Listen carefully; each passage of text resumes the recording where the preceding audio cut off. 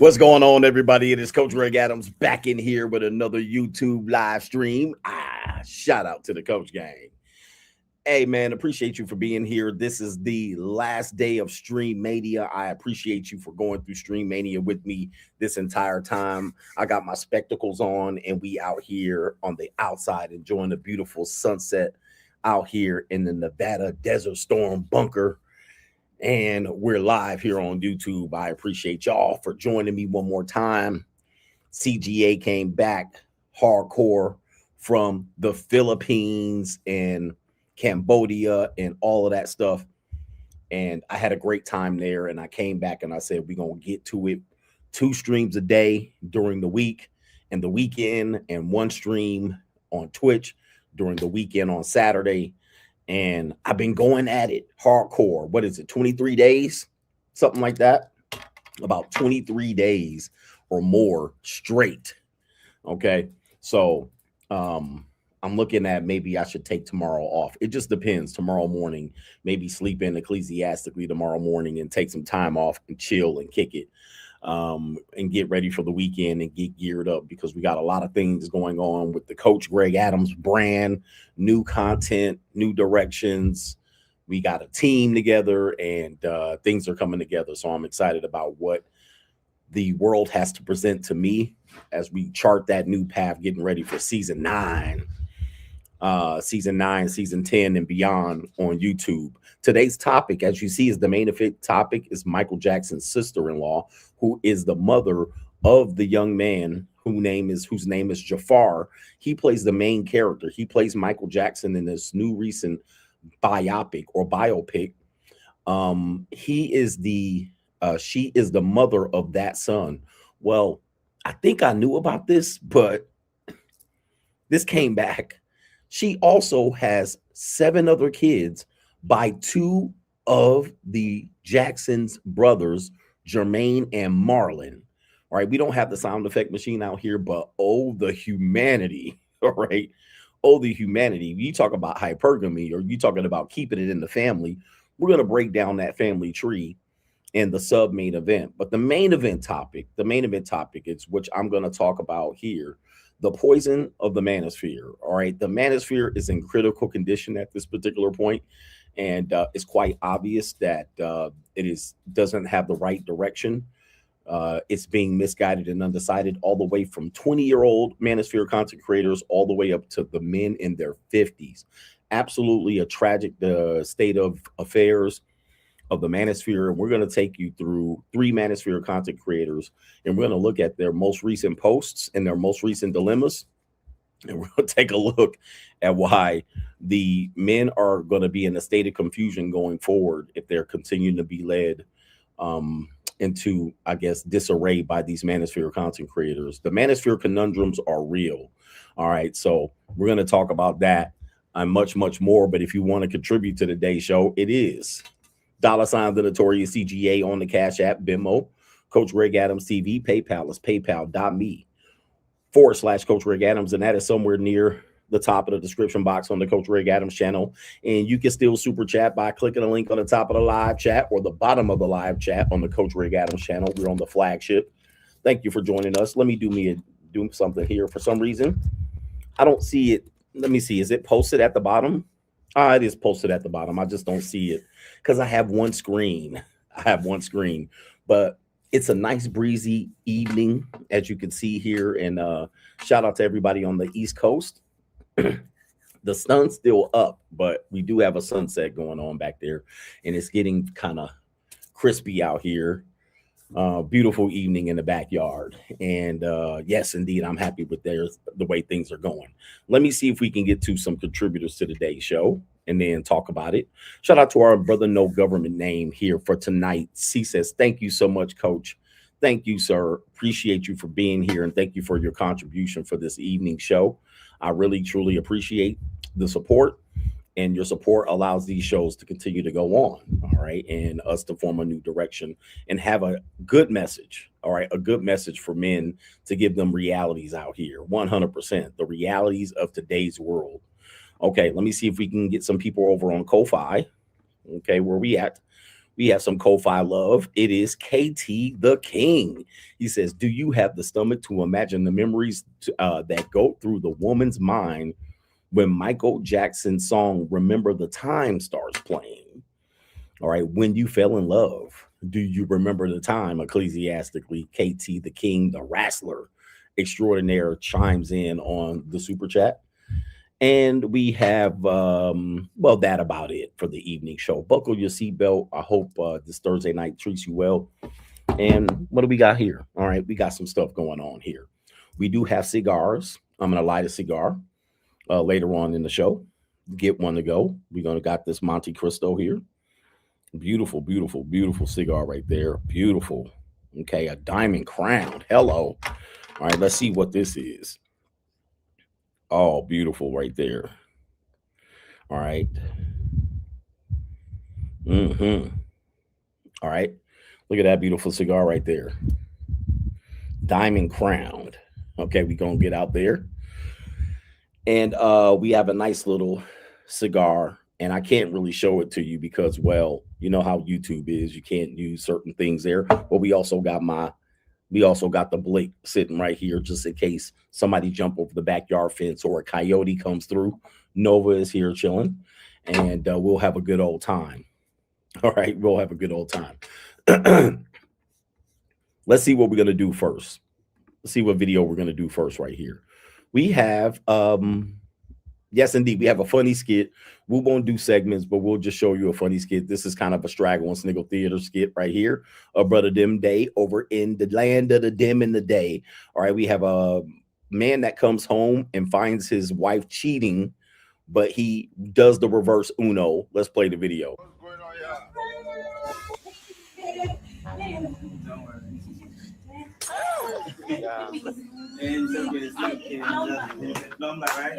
Lumber guy. Hello. Let's have it. Let's have it. Oh my goodness. Woo. Oh. Hello. Okay. Oh my goodness. Taking the stallion style right there. Hey, what is going on? Hello. Oh, Even you, my friend. What are you? What is happening? This is a plumber. What is this one? Hello. More. Okay. Chocolate buns here. Hello. Oh my goodness. The mountain. How are you? All right, boy, they really stacked over there in the land of the day. All right, give it now. Oh, it's true. Yeah, let me join now. Wait, let me join. Oh, you want to stay? Okay.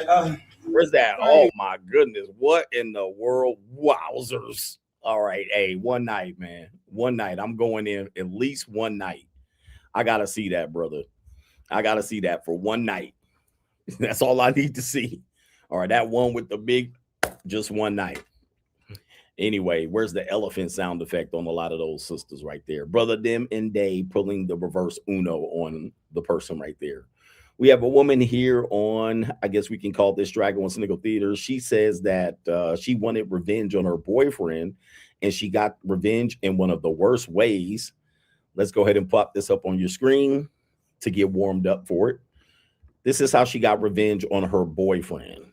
Okay, here we go. Tell me something you were supposed to take to the grave. I was talking to this dude, right? And I had found out that he was talking to like somebody else. But he made me think, we was like exclusive. So when I found out, I didn't tell him right away.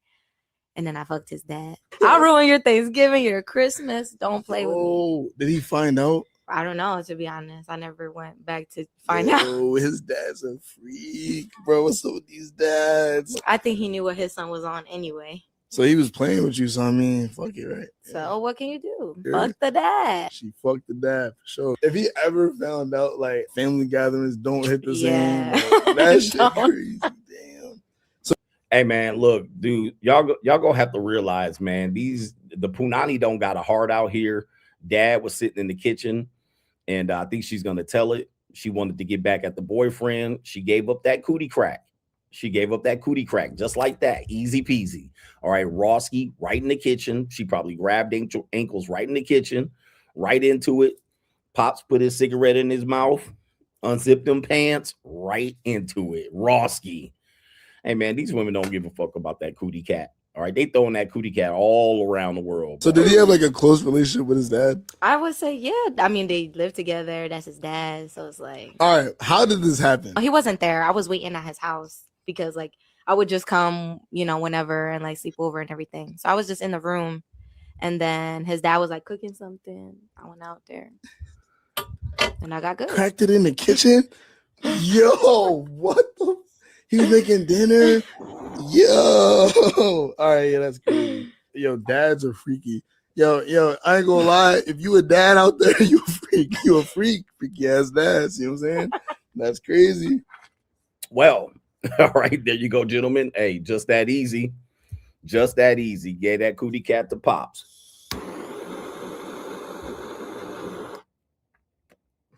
Mm-hmm.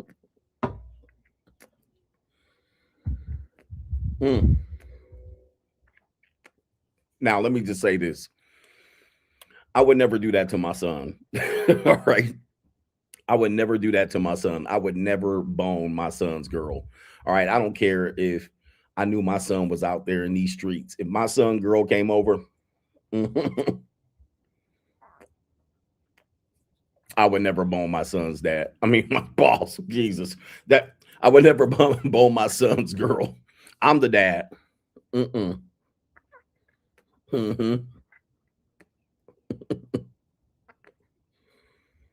That's crazy. Boning your son's girl, bro. I can't do that. I'm gonna have to tell that freako. She gotta go. Now, I will fuck her friend though. All right, whoever her friend is, I'm definitely fucking. So if she got a friend, we fucking.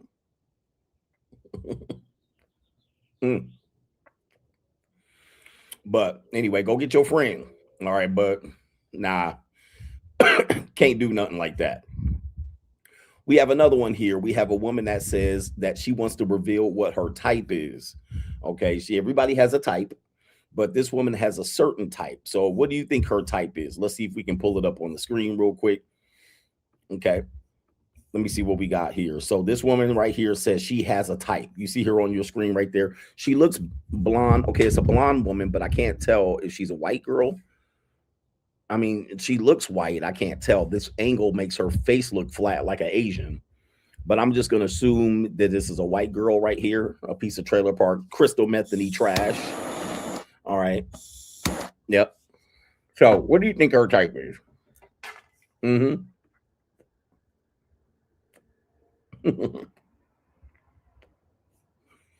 I can't really tell. Her face is flat like an Asian, so it's throwing me off. No, it's a white girl. It's a white girl. It's a regular blonde. I wish they all could be California girl. You know, she's like she's she's from the South. It looks like she says Virginia Beach. Virginia Beach is basically trailer park trash.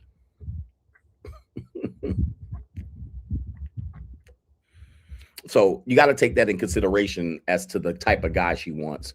I know Virginia Beach is not completely trailer park trash, but Virginia Beach has a little identity complex where are they South or the East Coast? If they are South, you know that, you know. All right, so here we go right here. Somebody said Virginia is not the South to me. I consider Virginia the South. All right, so I know it's a very complicated thing because, you know, is DC actually in the South or the East? I consider technically, if you wanted to know, I consider Washington, D.C. not in the East Coast.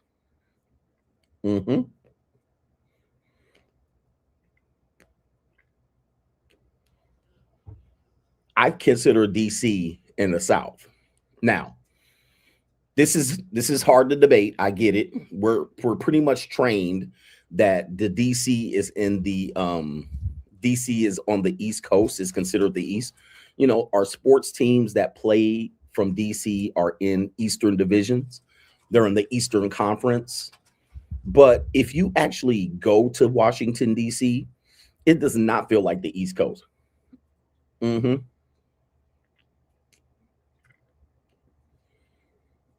if you go to Washington, D.C., and I've been there many, many times, it doesn't feel like the East Coast. It definitely feels like the South. The humidity, the cherry blossoms, the atmosphere. It doesn't seem like Philadelphia or Boston or New York. It doesn't seem like the Northeast.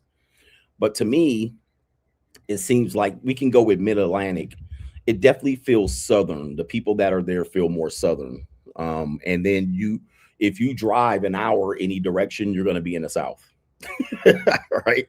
If you drive any direction, you're going to be in the South. If you drive this way, you're going to be in Virginia, and you're getting into the Southern territory. You're going to be in Richmond. You're going to be in the South right away. Now, if you drive 3 hours, you'll be in the East Coast.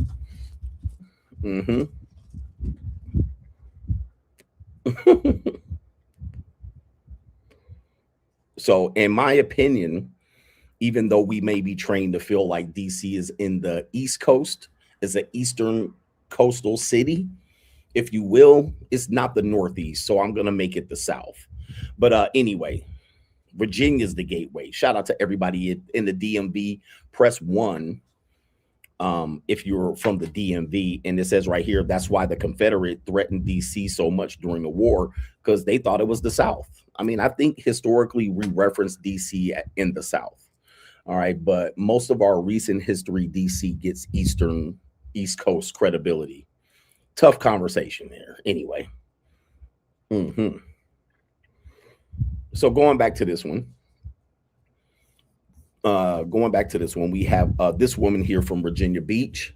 So we're going to consider her in the South. So therefore, you already know what kind of bull she going to be on. This is her type. Drug dealers, gang members, felons, could be in the mafia, blacked out vehicles, motorcycles, mysterious sources of income.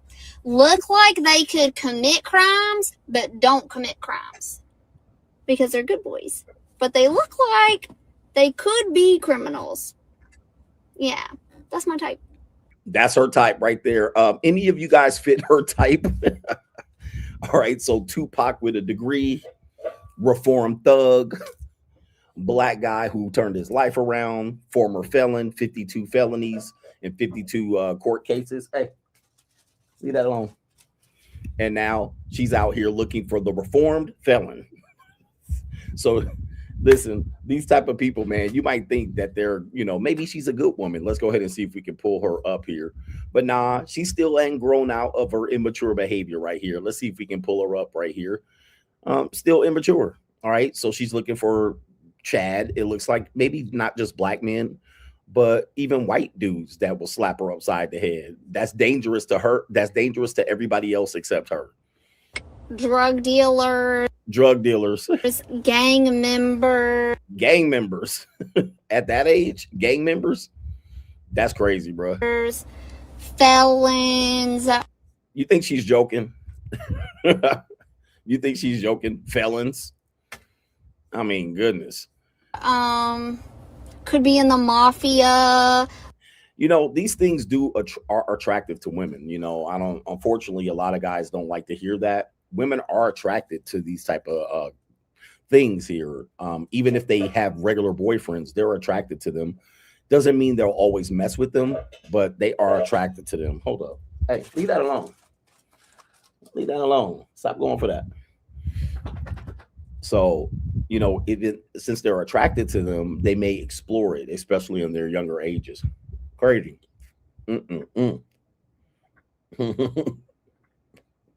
Said that's a sound bite.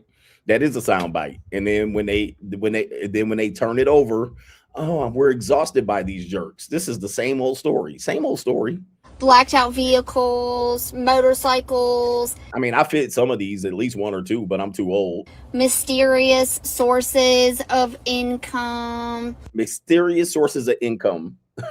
This is like when the black women say they don't want 9-to-5 jobs. I don't want a 9-to-5 guy, but I want them to make a lot of money, but I want it to be mysterious sources of income. Like what? Mysterious sources of income. So if you tell her you work at in the DMV, all right, you tell her what your job is and you button up white collar, no bueno. Punani dried up.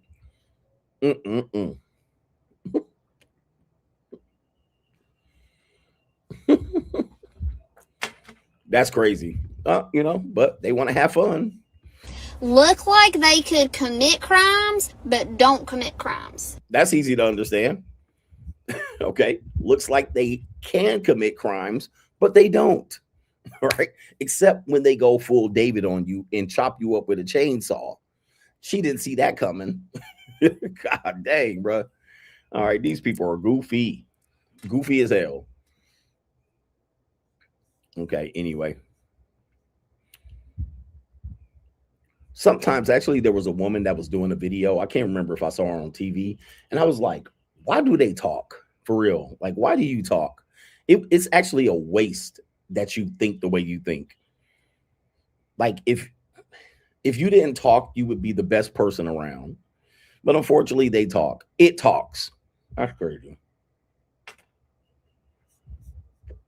We have a Ling that has this to say for you passport bros that want to go over there and cream pie Lings. Because, the one thing about Lings is that they don't like condoms. All right. Lings don't like condoms per se. All right. Most of them don't. You can go over there and eventually you can get a cream pie. The Lings like it raw. Baby, I like it raw.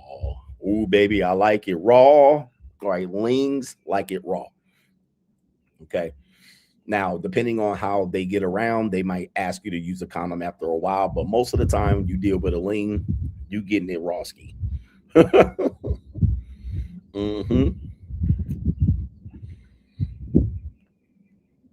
In fact, most women don't like condoms.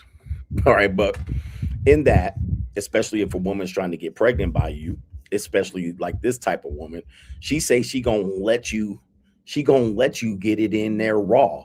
This woman says she's looking for your genetic material, but not you be a father. All right. I don't know if this is AI, but we're gonna play her here. Just looking for good genetic. Doesn't matter because I'm not going with him. Okay. Only for me. Baby for me. Wait, you just want to have a baby and say bye-bye? Yeah. Say bye-bye.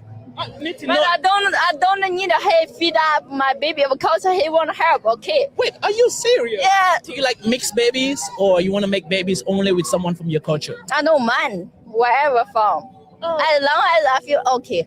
I'm looking for my baby's father. He must be smart, healthy, and good personality. If you meet someone now, how long is it going to take you before you have a baby or get married? Get married? I don't think I will get married. Okay, just baby, boom. Just baby, boom, boom, boom, So baby. maybe you can try today. Oh, really? Maybe you can meet someone that wants a serious relationship and make a family. We are find someone graduated from good university, like education. Definitely. Really? Because I don't want my baby's father just some.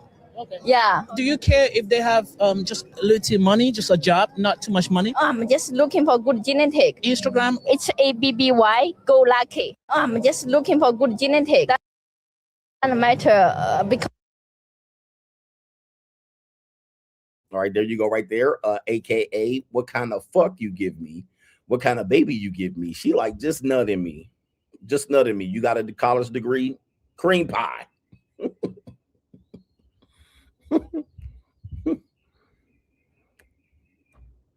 In reality, I think most women would just hope that you would just give them a baby when they want it and just get out of the way. All right, let's just kill the formalities. Now, here, unfortunately, men get blamed for this particular approach, but unfortunately, I think it's the women that actually don't prefer the men to stick around. I mean, that's basically a sperm donor. And they're like, just give me the genetic material, good genetics, and leave. I'll take care of it from here. And most dudes will love to do this, at least in practice. They don't care. All right, cool. I'll cream pie you. I'll cream pie you. So anyway, yeah, she put her IG out there. Niggas are starving. They starving, especially she's sitting next to a black guy. She says she really doesn't care what race, but she probably prefers white guys, but she wouldn't mind niggas cream pie her.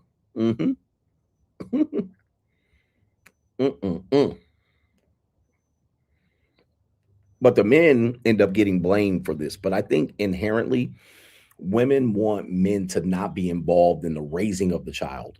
They want them to be involved to babysit here and there, They want them to be involved in terms of a provider, right? Provide to her and create an atmosphere where she doesn't have to worry about anything and be safe, and occasionally be there to help raise when she's tired. But nah, I mean, in terms of it, most women today, they don't want the father, right? They just kind of want the father represents, and hopefully it all works out. That's crazy. That's crazy. But anyway, anybody that has a baby by her, you better realize you better get a DNA test on that baby. But they don't have much child support in many of these areas. She looks somewhat Southeastern Asian, so they don't have a child support system over there. All right. So you don't have to worry about that. But if she says it's your baby, you better get a DNA test. I wouldn't believe her. But that's crazy, man. All right. It's just infesting the world. It's even it's hard, man. I mean, when I was in Thailand, you know, it's as much as people don't realize. And I love these Captain Sava hoes that are on the internet talking about how men are taking advantage of these poor women. And I'm like, dude, these women love every bit of what they're doing. Okay. The ones that really are doing it, they love every bit of it. And you would think that maybe if they got education and a job, bro, they make too much money in a short time span. I know a couple of women that I've been over there in Thailand. All right. They love exactly what they're doing at this point in their life. They love it. They love being a 304.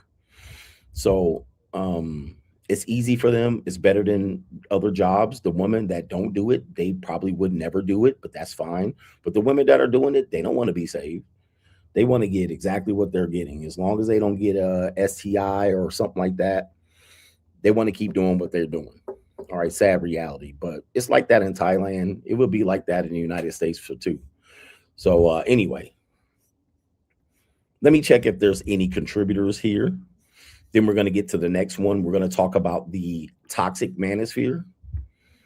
The toxic manosphere. The manosphere is getting toxic. We got 3 manosphere content creators that have clips that have been recently going viral, at least, or an update on some stories that you might have been following on the manosphere. Remember, this has nothing to do with jealousy. I just needed something to talk about. I've been streaming for 23 straight days. Okay.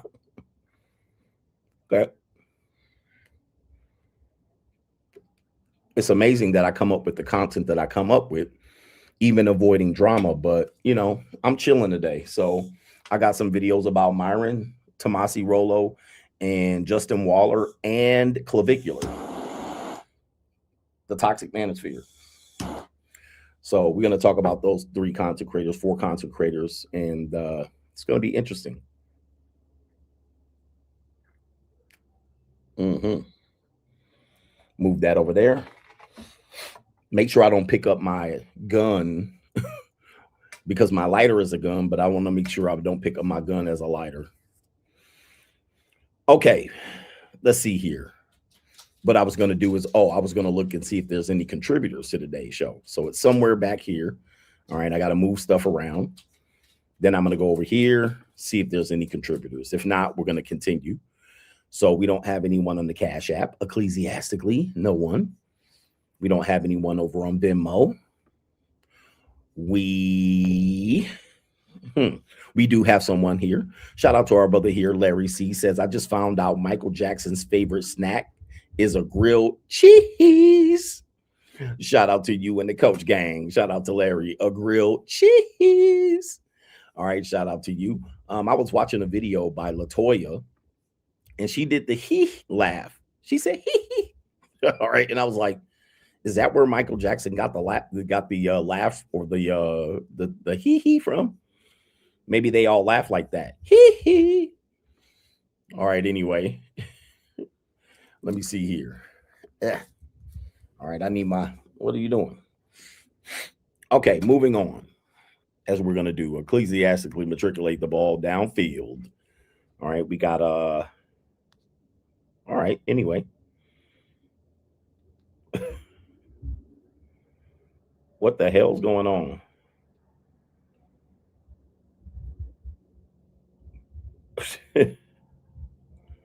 This woman's giving me an update on her life. Let's see here. All right, anyway, she's giving me an update on her life. Interesting. All right. Don't know what she's telling me for. All right. It's funny how people tell you shit and it makes it worse. Why do women tell me stuff and I look at them as worse after they tell me that? You know what I mean? I look at them as worse. They start telling me shit and I'll be like, why you telling me? All right. Anyway. Now she's not a JUCO. She's a regular normie. She probably a JUCO to somebody else, but not me.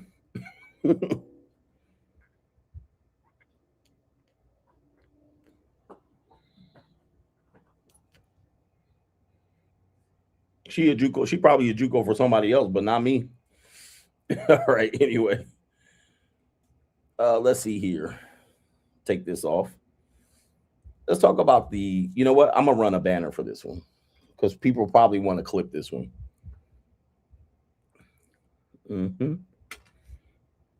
Now it wasn't a pity. It was a brag. It was a brag. It was not a pity. She was bragging.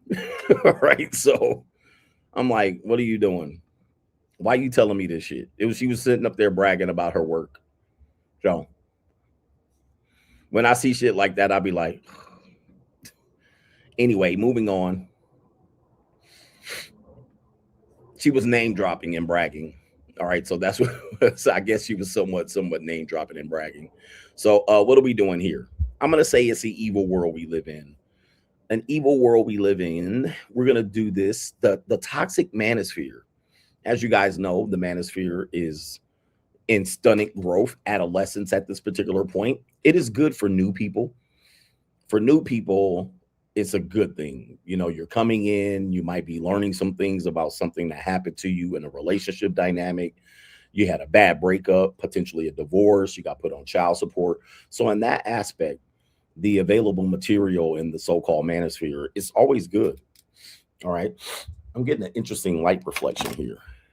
So I'm going to move. Let me see. I got my lights on above me. Let me push that back. So with that being said, it's good that men have a space to where they can go to find information, because most of the time you can't find this information anywhere and then you don't know where to go. Unfortunately, once men get going in there and they hear a lot of things and they try to find out what path they want to take in terms of either self-improvement, bettering themselves as a man, potentially learning how to date, maybe learning how to gain control and leverage over women, then the information gets very confusing. And what they don't realize is that behind the scenes, a lot of these guys might be working in business or cahoots to keep a certain type of lane or niche alive within the manosphere. For instance, you know, pickup artistry or dating advice or this type of thing. So there's something going on behind the scenes, potentially OnlyFans managers. So that Inside the Manosphere documentary, as much as I've seen of it, did a good job actually talking about how the manosphere has guys giving you red pill content, if you will, or they have guys giving you talking points. But what they're doing is rage baiting you. And they have OnlyFans management behind the scenes. Clavicular has been accused of this and confirmed. HS Tiki Taki is confirmed, have that. Andrew Tate has that. So does Justin Waller and many others behind the scenes. But, you know, when they have these women appear on their podcasts, there's a certain reason why. It's not for you to have this idea that they're going to be, oh, this guy exposed this woman, this guy dismantled her, this guy, you know, whatever you guys do, this guy roasted her. But deep behind the scenes, you know, it's for content and the promotion of not only themselves, but the girl. Right?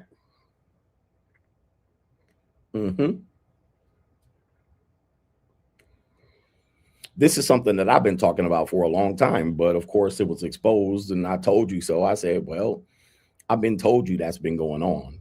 And unfortunately, you know, the manosphere as a whole gets caught up and disrespected in this. So let's show you what. Let's show you this. Let's show you this. This is, you know, and again, people are going to be up here talking about I'm starting beef and hating. Bro, I'm just reviewing content. right? I'm just reviewing content. I got time on my hands. I ain't here to hate. This shit is already viral. Most people have already covered it. So I'm like, why not me cover the same shit? All right. So we have a guy here. I can't remember this guy right here. He's well known in the space. And so he appeared on Sean Michael Kelly. This is what this guy here, this was posted 1 day ago. I want you to listen to this. Okay. I want you to listen to this shit and tell me what you think. All right, here we go. How attractive Justin Waller is. He's so high value. I've literally been at restaurant tables with Jay, and he's sitting across from me. We were at this Mexican restaurant, and this one chick just walked by, and she put like an order tag, and she put it down face down, and she just kept on. She's looking pretty good, right? He picks it up, and it's like, this is Ashley, room something or other, and the phone number is on there. And people think I gloss him all the time. I do, because that's the kind of, I've seen that happen firsthand. He's Jay Waller. He can pull that stuff off. The average guy is not going to be able to pull that off. That's how attractive Justin Waller is. He's so high value. Okay. All right. You heard that particular clip. You see what time it is? I don't know what time it is, bro. I don't know. I don't talk to about other men like this. And this is him admitting that he glazing Justin Waller. Now, again, I don't know Justin Waller. I know this individual. I know of this individual. I've never watched a Justin Waller video in my motherfucking life. But what it looks or sounds like is there's an organized campaign within the Manosphere to crown Justin Waller. No disrespect, but it seems like they're pushing him to the forefront, manufacturer-wise, to kind of protect their brand. Because why else would you glaze another man like this? And you're supposed to be a masculine guy. You're supposed to be a masculine guy, and we're glazing a guy like you know, who Justin Waller represents. This is like crazy work. This is what I'm like. I can't associate with a group of people that continue to do this shit and then don't consult me in the process. Why you ain't glazing CGA? I mean, you don't gotta glaze me. But let's take a look at this real quick and look at the comments. All right. Let's look at the comments. I'm in there like, hold up. Hold up. Okay. What are we doing, bruh?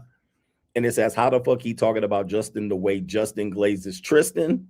Yeah, dude. Remember they had this Manosphere event, and it was a bunch of Avenger Manosphere guys. And I was like, this shit look fugazi. And people was like, Coach, man, you just mad because you didn't get invited, bro. Trust me.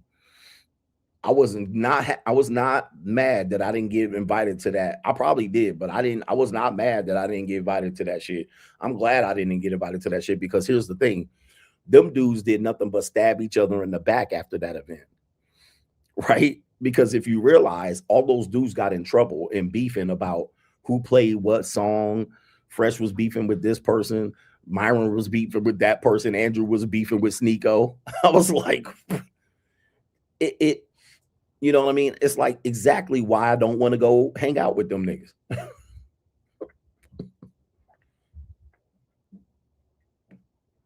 That actually was an epic fail. Not only in the way they presented it, but of course they were doing the Heil. They was playing the Kanye song, and they end up stabbing each other in the back.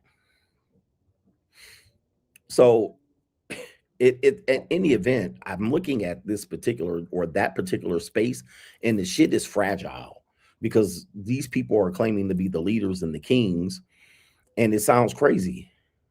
Right? It sounds crazy as hell. And let's look at these comments. It says, this might be the gayest ish I've ever seen or heard in my life. This one says, zip it up when you done with it, bro. Okay, we got why say this out loud. Doing Tony Hawk 900s on it. Gooner final boss with the beanie and the underjaw pencil beard combo. It says, what is up with dudes stroking other dudes? Hey, give me that. All right. I'm a gay man, he says, and this video genuinely is the gayest shit I ever seen. Okay. It says right here, do your thing. Okay. This one says one of the gayest reels I ever seen. Okay. We got Brokeback Mountain. Brokeback Mountain. I mean, this is whack. This is bad. Justin Waller wears tight pants and does a duck face for every pose. This one says blowing bubbles on it. Blowing bubbles on it. Snot bubbles on it. The glazing is insane. Okay. Olympic level glazing. Okay. We got a donut with the dripping glaze on it. Like, this is a whole bad look. And, you know, Sean Michael Kelly putting this clip out is crazy out of context. I'm sure the context was somewhere right here. We got the glazing of the donut right here. This is a bad look. Oh, God. The SpongeBob shit going on right here. Oh, no. I mean, evil. I mean, I don't even know what context this is in, but to me, this is what it looks at. This is what it looks like. I would love to hear the context of whatever that clip was, just so he can defend himself. But what context do you get up here and talk about another man? Okay.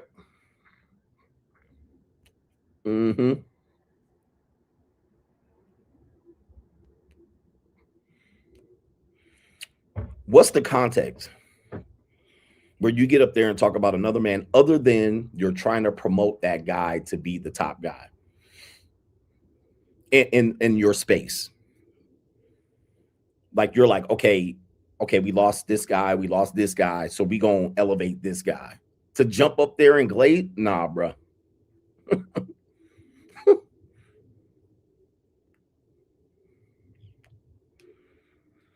The Manosphere is in disarray. And it always has been in disarray. All right, but that was crazy glazo. All right, that's crazy. Sick glaze. All right, let's go to the next one here. And we have the next one appears to be Clavicular. This is released on the Law and Crime Network. And this is released today, 4 hours ago, just so you guys know. So this is a new news about one person known as Clavicular. Okay. He just bursted on the scene about 5 months ago, and everybody going crazy about him. Some nigga gonna call me jealous. All we're doing is reviewing the content. I could give a fuck about what he does, but interesting. It says Clavicular allegedly injected influencer with drugs on a live stream, according to a lawsuit. This guy got more cases than Tupac, bro. Okay, so he allegedly has another teenage underage minor girl suggesting that he drugged her and raped her. Here we go. Popular looks-maxing influencer Clavicular has now been hit with a brand new lawsuit. He is being accused of having sex with an underage girl and later on injecting her with an unapproved drug. These bombshell new claims we are going to break down. We'll talk about the response, and we're going to do it all with Johnny Depp's attorney, Ben Chu. Welcome to Sidebar, presented by Law and Crime. I'm Jesse Weber. By the way, if you're watching this and you're into content creation or you're putting things out on social media, you might be wondering who Clavicular is and how much of a presence he has. And this is a guy who I will tell you is everywhere. He's everywhere. He's on social media. He's being interviewed.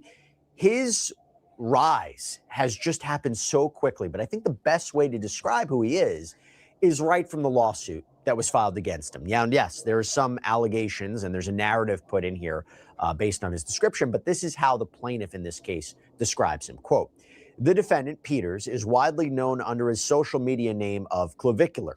Peters has over 1 million social media followers as a result of his online promotion of looks-maxing, which is focused on improving the physical appearance of his online followers.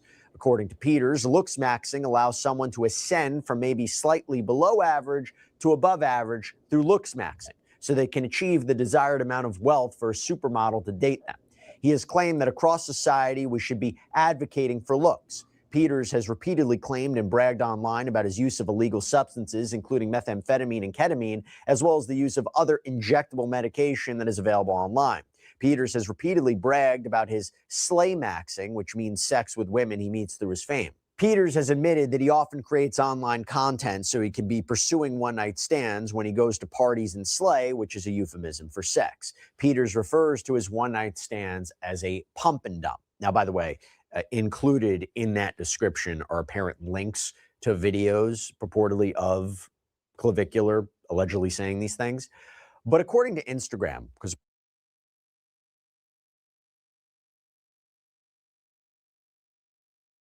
let's just stop right here for a second. Now, these guys, it has been known that the pump and dumpers, especially when I've said this, I said, when you reach a certain status, you cannot pump and dump. Okay, I've been saying that for years. I've been saying that for years. When you reach a certain status, you cannot pump and dump. Now, if you were brokey, I said, if you don't have a reputation, you can pump and dump. But as soon as you reach a certain status or income, you cannot pump and dump. You have to aftercare. You have to possibly pay up in advance. You have to trick or treat. You can't just pump and dump, because what they're going to do is they're going to use that against you in court cases and court of public opinion. And now you have to clean it up after the fact, paying a lot of lawyers and so forth and so on. You cannot pump and dump after you reach a certain status. You got to play it a lot safer. You got to make sure that these girls, I mean, even I think one of the Paul brothers had that situation long ago, where some girl claimed she went to his bedroom and he pumped and dumped her, put it all in her mouth and grabbed her pigtails like handlebars. And he had to go ahead and make that go away. All right. He had to pay that away because he was ascending to a new height. Okay. But this is, you cannot do this. All right. You can't get involved in that. You have to clean up your act a little bit. Unfortunately, Clavicular's not even 21. So he's not going to listen to me. You know, he's paid and bought for by the New World Order. So they're never going to listen to me. Okay. So let's see here. They're going to listen to themselves and think that their philosophy reigns supreme. Let's continue.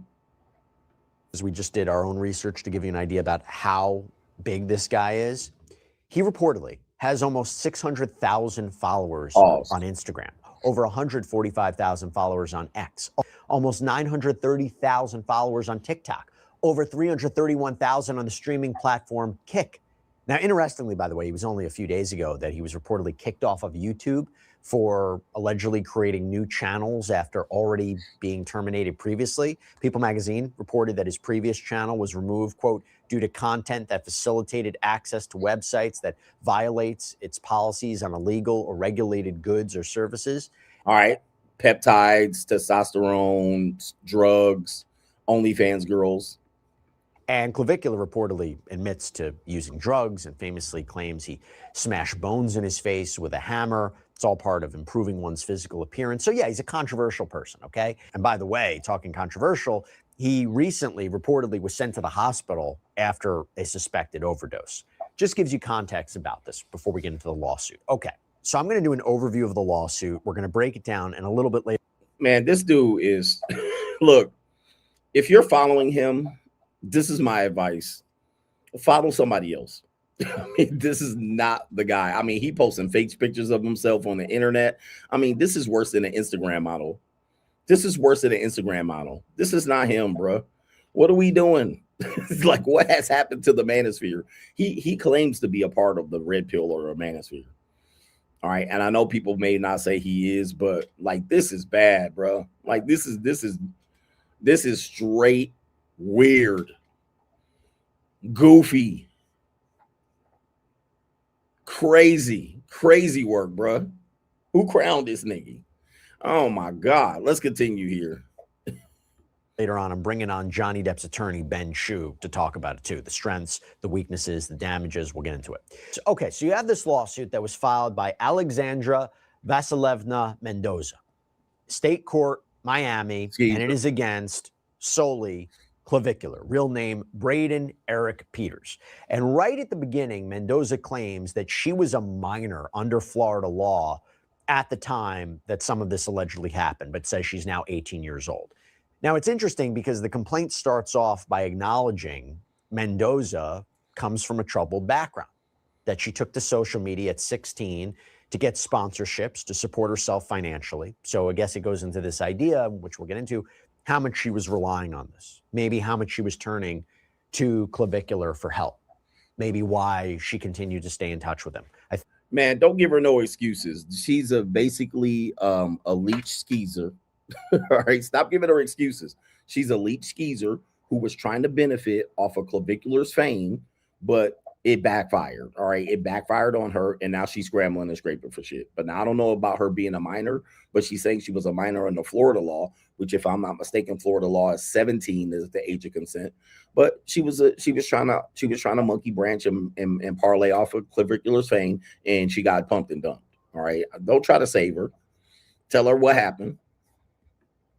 I think that's the narrative, but let's go through it. And she apparently, according to this, was referred to on social media as Allura or Allura Ziva. So you go to May 2025, and she alleges Clavicular pays her $1,000 to film videos.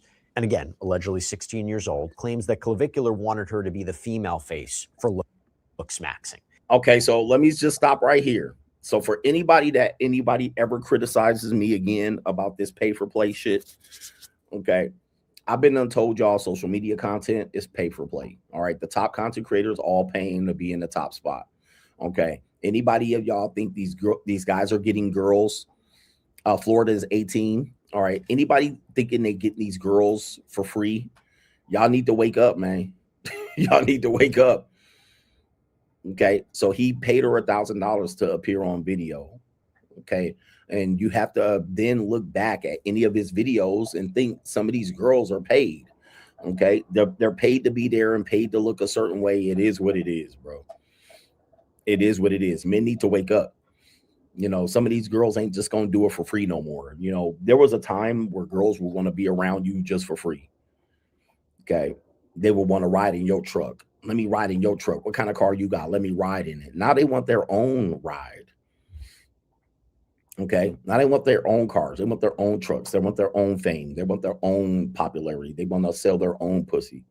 So right off the rip, he offers her an opportunity to get on payola. Okay, right away. And she jumps right on it, of course. So here we go. And that Clavicular allegedly helps her create videos and write scripts for her. But apparently she hadn't met him yet in person. And she claims that's when he arranges for an Uber to bring her to Cape Cod, to Clavicular's parents' house. And she claims not only were Clavicular's mother and grandmother at the home, but with the mother fully aware, there were excessive amounts of alcohol that were served. And she claims Clavicular was under 21. Again, she claims she was underage, okay?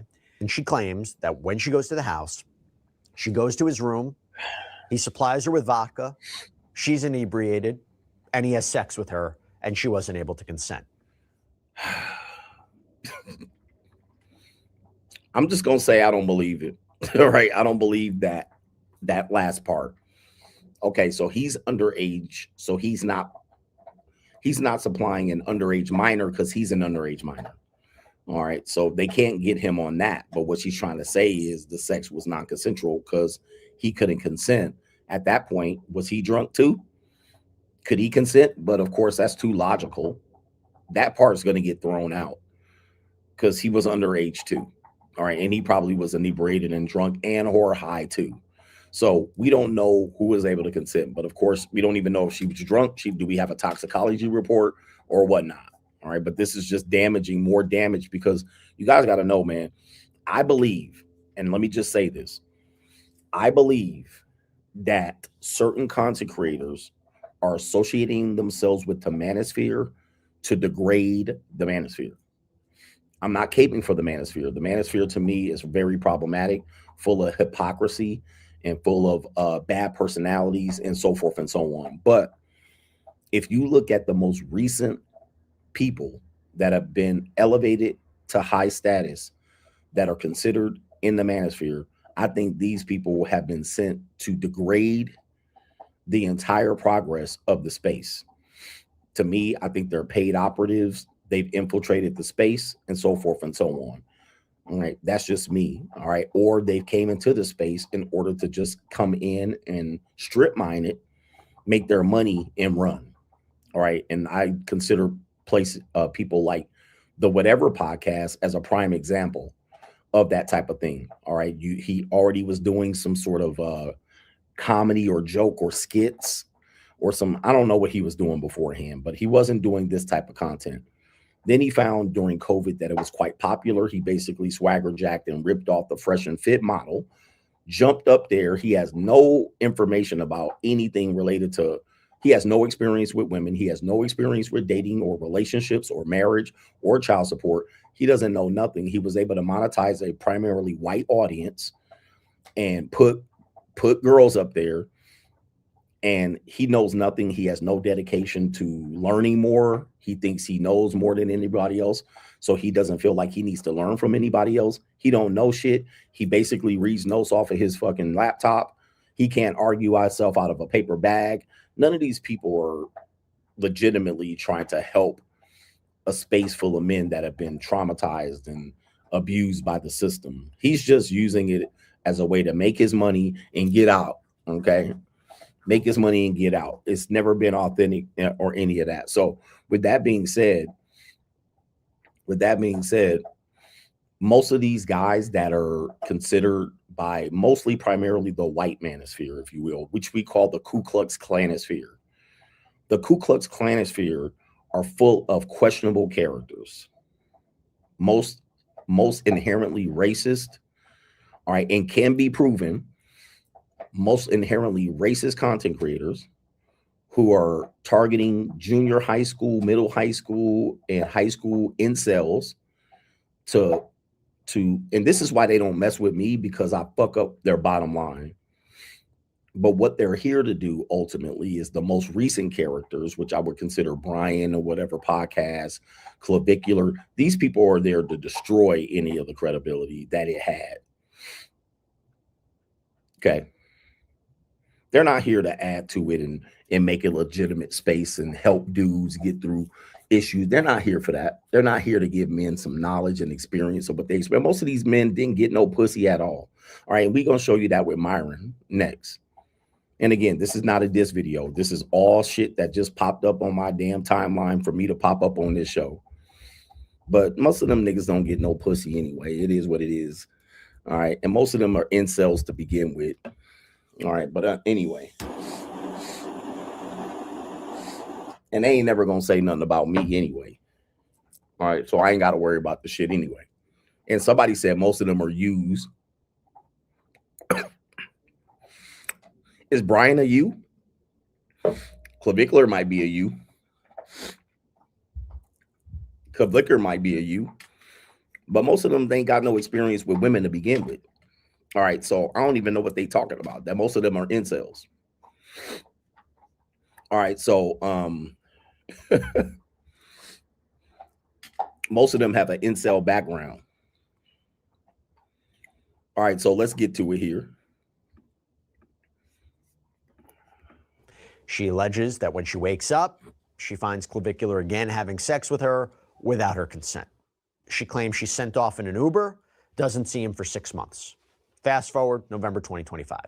She's out in Miami, and she claims she sees Clavicular. He allegedly compliments her on how her looks have improved through looks maxing. He allegedly invites her and her friends over to his place for a streaming session, says she's ascending, again, this slang term in the culture for improving appearance, that he could help her continue to gain a following online. In the car, she claims that Clavicular and his friends snorted this white, powdery substance. She claims she refused to participate in this. And according to the complaint, they arrive at this place in Delray Beach. It's about an hour away, and I'm going to read the rest of this verbatim, okay? Quote, upon arriving at their destination, Peters attempted to kiss and seduce Mendoza. Mendoza rejected those overtures. Peters continued to tell Mendoza that he could help her with her online presence and took her into a bedroom where he began live streaming on the Kick.com platform. Sitting on the desk was a vial of medication called Aqualix, along with syringes. Peters told Mendoza that he wanted to inject her with this product to melt fat on her cheeks as part of his promise to help her with her online presence through looks maxing. During this session, Peters stated or implied that he was acting with medical authority, including by referring to himself as a doctor or otherwise holding himself out as qualified to perform the injection. The FDA has warned that fat-dissolving injections are not FDA approved and can be harmful. Peters was not a physician. Peters was not licensed to practice medicine in Florida. Peters was not authorized to inject plaintiff with any drug, medication, chemical, or fat-dissolving substance. Peters never notified Mendoza that he was not authorized or licensed to perform injections. Is she an idiot, bro? This woman's a ditz. All right, he's 20 years old. He's obviously not a doctor. He's obviously not qualified to give you medical advice.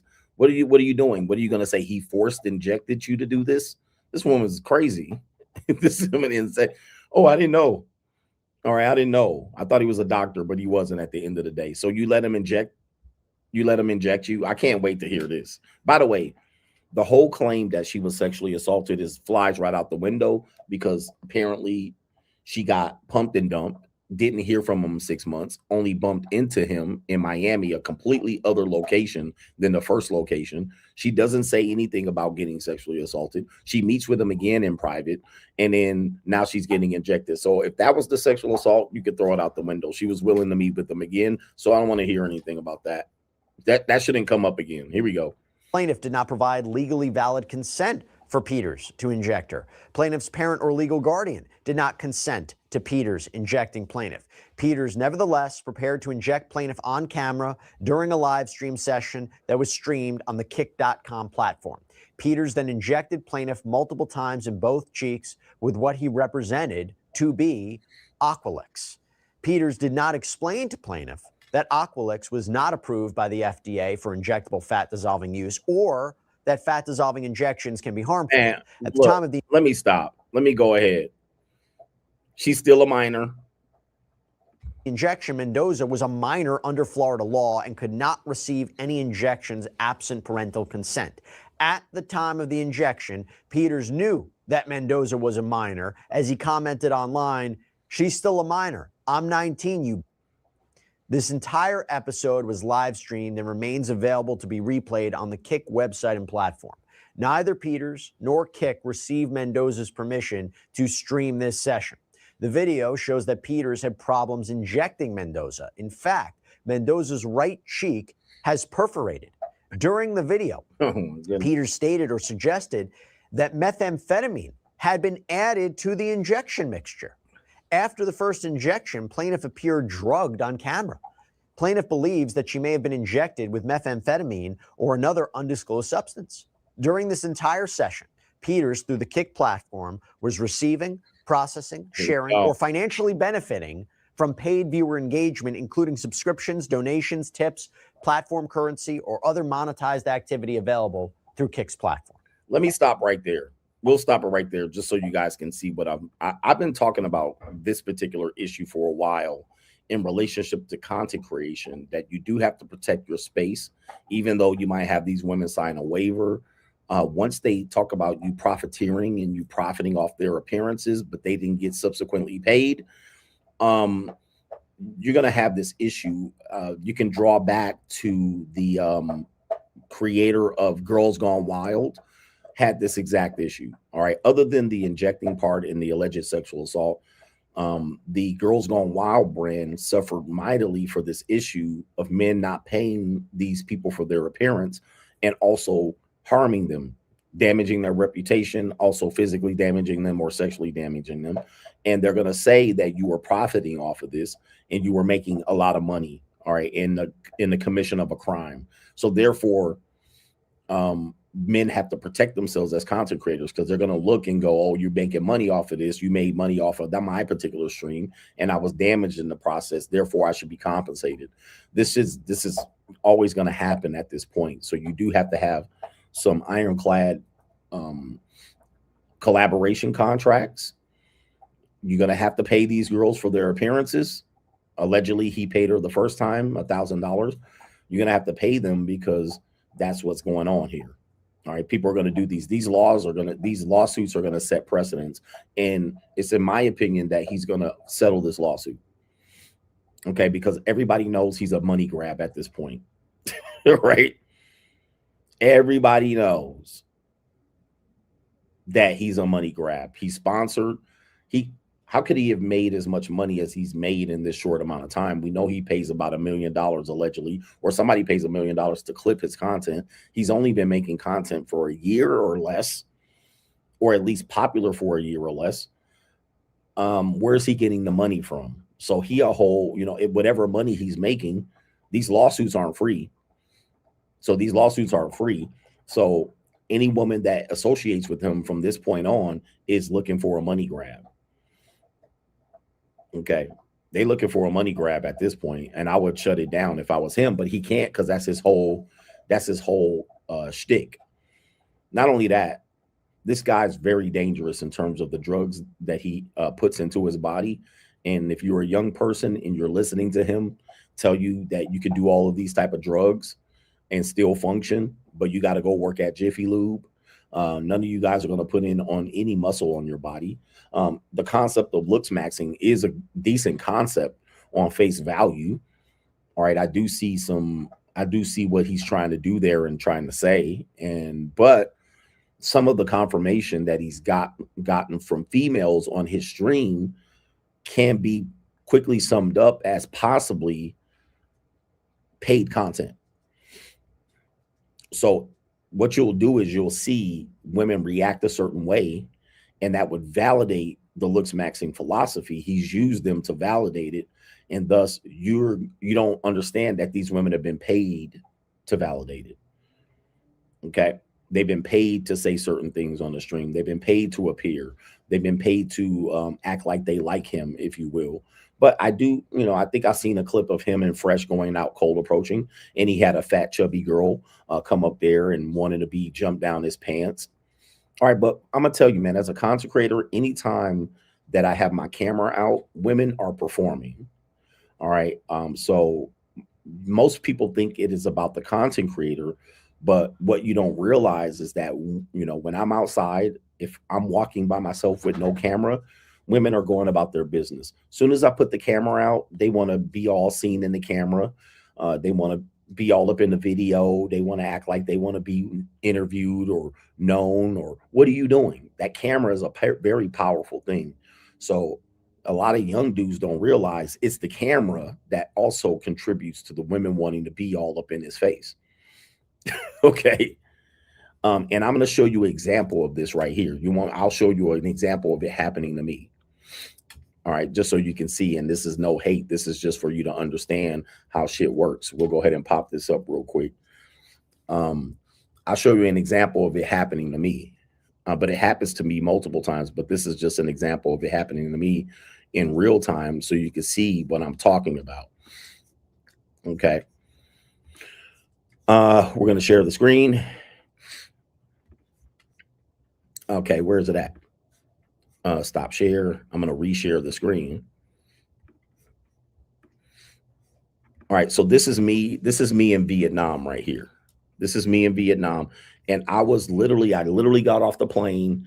I didn't even take a shower. I went right to this particular district, which is going to be their more quote unquote red light district. And I had two cameras. I'm filming with the DJI camera, and I'm also filming with my iPhone. I'll say this is just me walking down this part of Vietnam, Ho Chi Minh, and look at what happens. Okay, so I'm walking, and look at what happens. Look at that, just that fast. All right, these girls walked up right behind me. Pause.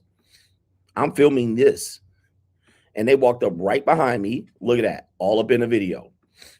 Okay, all up in the video. Now, most people are like, oh, they was feeling you, coach. Well, halfway. All right. But what it was the camera. They want to be on video. Hey, look at me. Film me. Okay. Just like that. And now they're getting attention. So yeah, they wanted to look, she wants to come back because I'm filming. But if I didn't have my camera up, this interaction would not have been like this. All right. The interaction would not have been this aggressive. All right, they would have walked by, because what do women do? They walk by and they want you to approach them. They walk by and they want you to approach them. But you pull a camera out, and all of a sudden, are you an influencer? What do you do? All right, so they're going to start asking these questions. Are you a YouTuber? So they'll start asking those questions, and they want to know if they're going to want to be on the video. Okay, it's not that hard to figure out, but when you don't understand that Clavicular in this case walks around with lighting. There's a dude with a camera. The camera's not a small iPhone like this. All right. He's got a camera like this, probably on a stick with a light on it. You think these women just walk up to Clavicular and be like, "Oh, you're so hot. I want you. Take me from my boyfriend." They see what time it is. Lights, camera, action. He must be a streamer. He must be a YouTuber. All in a video, right into it. It happens to me all the time. So men have to understand that and take that into consideration when they see certain women acting a certain way on camera. You notice they don't talk to the cameraman. They don't go to the cameraman, "Hey, what are you filming?" Right? They go right up to the person who is featured on camera. Okay. So they then want to know what's going on. Who are you? What do you do? Or are you streaming? I get people all the time. Are you live? Are you streaming? How many people are on stream? So it does play into it. It does play into it. Let's go back to you know what? We don't need to go back to the Clavicular case. You can see what's going on here, but he's a whole walking lick at this point. He's a whole walking lick. Right? Because he's going to be sued by a bunch of people. And as I say, all men pay. All men pay. Let's go to the next one. Apparently, this is O'Shea Duke Jackson doing a video on Myron Gaines, another one. All right. Apparently, he does a lot of them. He admits that he does a lot of them. But this is a video that I want to highlight when it comes to women and dating. I always tell people all men pay and all men will get got. All men will get played. No one's immune, especially when you think in your ego makes you believe that you won't get got. Women will finesse you, lie, manipulate, meaning that they will represent to you a certain way because they know that's what you want and they'll play that role, but they do act another way. And a lot of guys don't see it coming, especially men that lack experience. So what they'll think is they got the girl, not my girl. My girl would never do that. My girl is never like that. I got one of the good ones. And the reason you might think that is ego. So in this case, this is Myron Gaines' ex-girlfriend. Somebody has done some things to dig up some background on the ex-girlfriend. Be careful being a social media content creator because people will do that.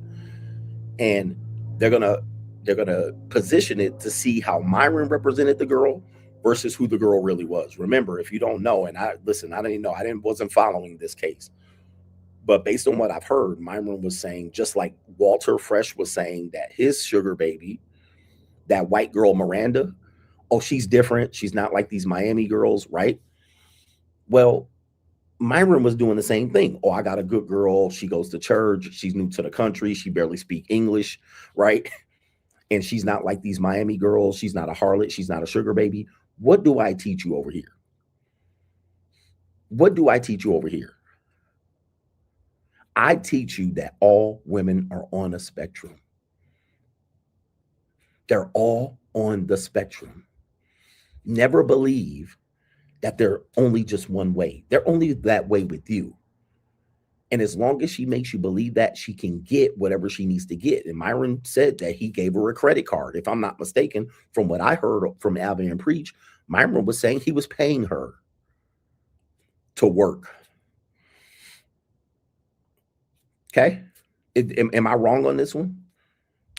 But she supposedly, because he was in there doing his studio work, he's supposed to never pay for pussy, but apparently he's giving her a credit card, right? These are the things that I have to let you guys know, that you're going to get got and played out here. You're no better than the next. These women don't see you as no better than the next nigga. You just the next lick. You just the next person she's going to act for. Okay. Especially as they get older. As they get older and older, they're going to act differently for the next person. That's all. That's all, bro. So listen to this video. This is why these guys that I say just take my concepts or take concepts that are attached to me and somehow try to flip it and remix it and make it their own. They don't know what they're fucking talking about. They don't know what they're talking about. So this is the video about by content creator O'Shea Duke Jackson on the channel The Celebrity Junk. If any content creators are watching me, you guys can take these clips and make your own show and never reference me like you guys normally do. All right, tomorrow you guys will be talking about it and won't say it came from Coach Greg Adams. Y'all niggas gonna jump right to O'Shea's video and right to Michael Sean Kelly's video, and y'all niggas ain't gonna mention you was watching Coach Greg Adams last night and Coach Greg Adams was bringing it up. But fuck yourself, you know, go fuck yourself at the end of the day. Do what y'all do normally. Just don't mention me again. All right. All right. So here we go. Someone sent me this email. It says, bro, you have to react to this. And there is a subreddit for Auburn Preach. Now stop the show. You guys gotta understand, the Auburn Preach subreddit is crazy. A lot of the stuff that Auburn Preach may get regarding Fresh and Fit may not even come from them themselves, because their fans do such a good job of finding all of these inconsistencies and just making their own videos and just submitting it to Auburn Preach. So once I got this link, I had to press play. Yo, for this burner fucking loser, because he keeps asking the same thing, and I'm not scared of no goddamn questions over here. Angie was never a bottle girl. She was never a stripper. She never did any of that stupid. So I always was a stripper. Yeah, he's saying like, oh, you said like don't date girls that work in nightclubs, etc. She worked as a hostess selling at a bar. She was she sold for a bit, and then she was a hostess at a bar. Let me stop right here. Let me stop right here. Let me stop right here and educate you for a second. He said Angie was never a stripper or a bottle service girl or any of these things associated with women of the night, promiscuous women, escorts, sugar babies, dancers, strippers, and the like. Then he says she sold hookah in an establishment like this, aka a cocktail waitress. A cocktail waitress. Can I just tell you, bro? This is why I always tell you, man. This is why I always tell you, you guys got to keep living. Keep living. Trust me. I made it this far. I'm not ignorant. I don't lack experience. Any content creator that is under 35, y'all better wake up real fast and realize I will not lie to you or lead you astray or sell you a dream. Neither will I sell any of these other women a dream. I'm here to tell the truth, and sometimes the truth hurts. She's a cocktail waitress at an establishment like a strip club or a bar that has bottle girls and shit. So if that is true, she's adjacent. That's the same thing. She might not get on the stage and strip, but she's probably in some lingerie and some fishnet stockings, going to niggas, watching hoes strip. All right, it's in the same establishment. Come on. Okay, it's in the same establishment. So if she a cocktail waitress serving drinks and getting niggas hookah and bitches is on stage stripping, all right, bottle service, cocktail waitress, stripper, it's all adjacent. It's all in the same fucking thing, bro. And most of these women that do that either did strip or sometimes they can get sold out by the club too. They can work in the VIP section too. They can go in there and get tips too. They can go out there and get phone numbers from these motherfucking gentlemen and tricks and sugar daddies too. These women can have sugar daddies too. They talking to the same niggas looking at strippers too. They talking to the same bitches sucking dick too. They in the same room. Right? Sometimes they get the better deal because what happens is the guy's watching the stripper. He can disassociate the stripper as just a source of entertainer. But what happens is the cocktail waitress looks a little bit more innocent. She's pretty, but she's not a stripper. She ain't showing her pussy and her titties. So what happens is the sugar daddy hones in on the cocktail waitress. Oh, you're the innocent one. You're the one I really want. You're the wifey. Them girls, they're not the wifey. I just enjoy them shaking their ass and out here grinding on my dick. But you, on the other hand, and they get sugar daddy offers all the time. They get escort offers all the time. And yes, they can be bought out of the club just like the same girls. They can go home and lay down on their back just like the girls at the club. But he just said that as if he didn't know that or that you didn't know it. All right, so his audience of incels and young men, junior high school and high school niggas and freshmen in college, they wouldn't know this. They're scared to go to the strip club. But I know this because I'm in that life. And y'all criticize me for being in that life, but the experience and information I'm giving you is actually helping you. I'm not scared to say I do that and I be a part of that lifestyle. But I'm giving you the game because when I come from that lifestyle, I'm trying to enlighten you goofy niggas at the same time enjoying myself. But the spectrum is real. So he just said, oh, she wasn't a stripper, she wasn't an escort, she wasn't a sugar baby, she wasn't a bottle service girl, she was just a cocktail waitress serving dudes hookah and drinks. Man, yo, bruh, I hope he didn't believe that shit, but he believed it. All right, he believed it, and he believed she was one of the good ones. All right, but let's continue with the video from O'Shea Duke Jackson, the celebrity junk. Here we go. Angie was never a girl. You sure about that? You sure about that? You sure about that? Uh-oh. Oh. Oh, no. Oops. Uh-oh. Uh-oh. Man, I hate to see this happen to Myron, bro. But he gonna learn, nigga. Just like that. Just that close. That close to niggas. All right. That close. In 4K. Got her at the bottle, holding bottles, next to niggas. All right. Here she is right there. Just so you can see. There she is right there. So there's 3 different outfits right there. And I don't know if you guys know, the bottle service girls and the cocktail waitresses come out with the lights and the signs. Okay. So she in there, bruh. What we say is that's just adjacent enough. She might say, well, I didn't strip and I wasn't a bottle service girl and I didn't take tips. She might come out here and lie. But the videotape don't lie. The eye in the sky don't lie, fam. The eye in the sky don't lie. And this is on her Instagram, which probably is deleted or a Finsta.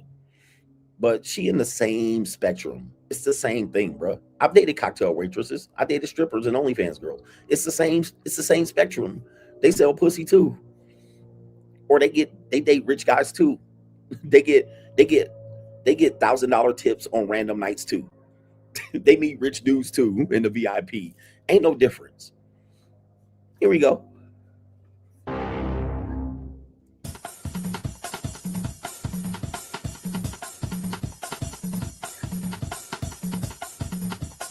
All right. I should turn down the volume. All right. The reason why I like Angie is because she has some goddamn self-respect, okay? And that self-respect has put her in situations where she's lost jobs and lost opportunities because she doesn't want to sell her soul. She's lost a million opportunities and chances because she refuses to dress provocatively, refuses to do certain things. She refuses to dress provocatively. You sure about that? You sure about that? You sure about that? Oh, boy.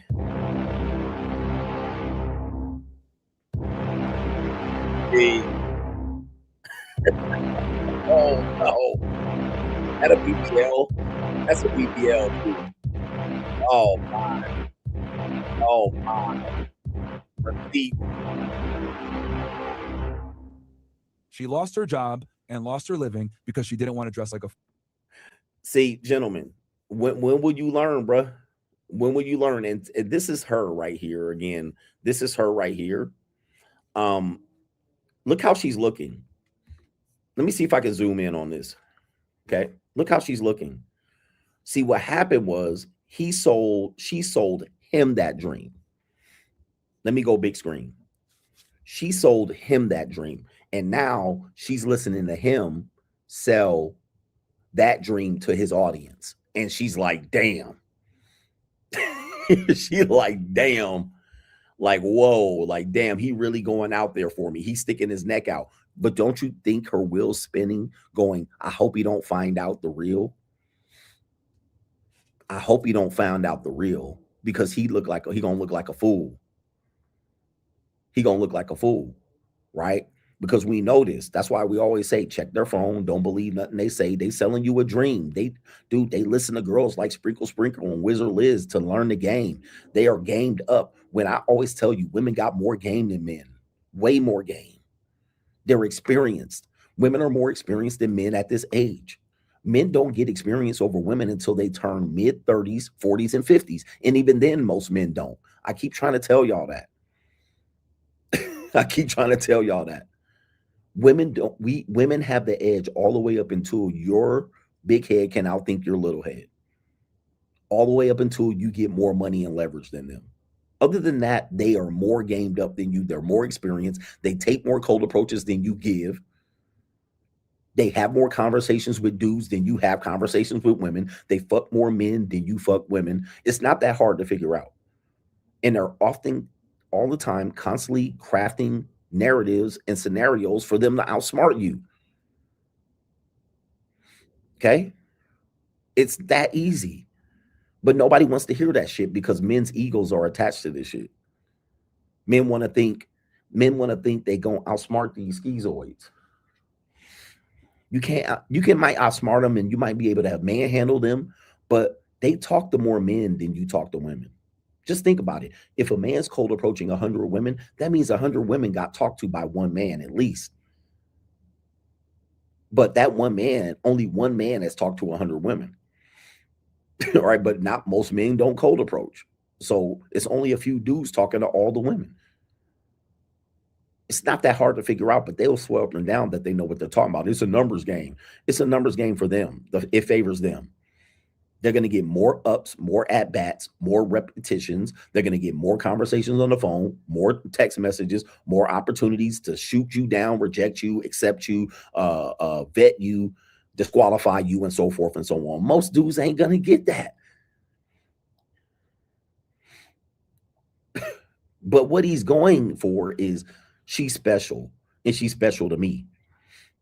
She's special to me because I found the good one for whatever reason he might think. Who knows? Because he's rich, famous, tall, muscular, whatever it is. He got hair. Okay. But at the end of the day, look, let's go back. He out here trying to tell his audience what she is, and she different. She not like these Miami girls. She a good girl. She just sit at home and knit. But let's go back. She don't dress promiscuously or provocatively. She don't show her body. She quit jobs because, and that looks like a BBL right here. That's definitely a BBL. So she has a BBL. I mean, she has a BBL, a bad one at that. She has a BBL. All right. But she's supposed to be different, right? She's supposed to be not like that. So not only did she lie about being a bottle service girl, a stripper adjacent, she also lied about she was unwilling to sell her soul and not show her body off. Okay. She lost her job and lost her living because she didn't want to dress like a. Oh no, they got more. Let's turn the volume down. So they got more. All right, look at this. This is look, she outside, bruh. She outside. This is 2017. 2017. All right. Is she older than she probably presented herself? She probably said she was younger than she was because this is 2017, almost 10 years ago. And she was outside. But she refuses to dress like a whore and a hooker provocatively. That's what she told you, fam. But her titties are out. She outside 2017 and beyond. Look, she's still outside showing her little titties and chi-chis. All right. She outside with her BBL out. She out there modeling and shit. She different. My girl different. Not me, coach.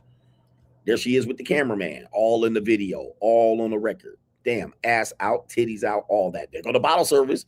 Oh, she wasn't a bottle service girl. Okay. She outside, bruh. She about that life. She has some goddamn self-respect. She has some damn self-respect. She has some goddamn self-respect.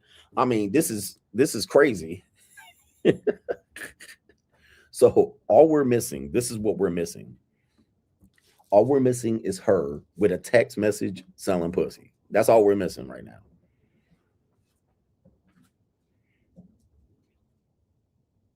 Okay.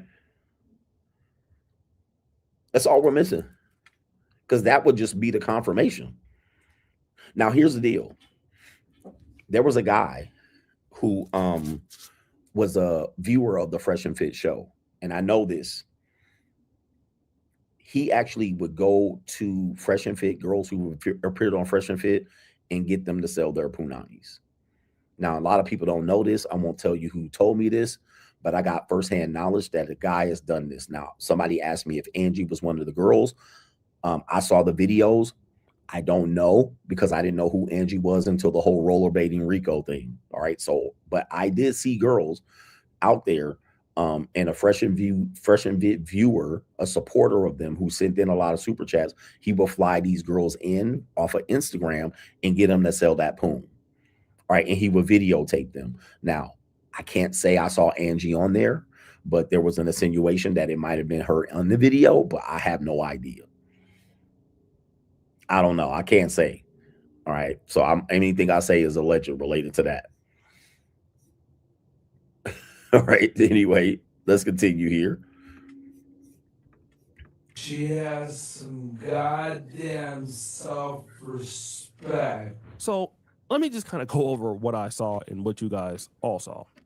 And that is, number one, Angie was presented by Myron to his audience as a lady who did not do X, Y, and Z. Okay. And it's important to know that when you are a dating coach or sales coach, if you are selling any kind of product, and it is very common here on YouTube, I think that most guys now are selling something, a course, some level of Patreon, something like that. So you have to be able to show. All right. So then he goes into how content creators can get tricked and exposed. As you can see, this is the Angie that I know, because I believe this is the one that appeared on the inside the Manosphere particular piece.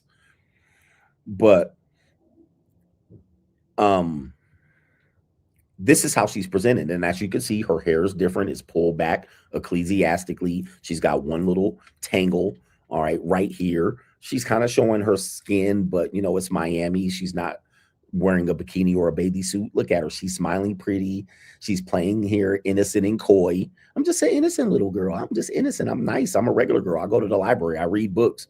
And I don't know much about this girl, but I'm telling you is she literally presented herself as different to the audience, because the audience is full of men who think ecclesiastic marriages are possible and that women are going to give up all their rights to money in family court by signing a document or not getting married to the state and letting you do it. They might think Justin Waller did it. Andrew Wilson said you can do it, but none of these niggas are going to do it. You're not meeting any ecclesiastical women who ain't been out here in these streets, especially in LA, Las Vegas, New York, Miami, Houston, Dallas, Chicago, and so forth. All right. You're not meeting them, bruh.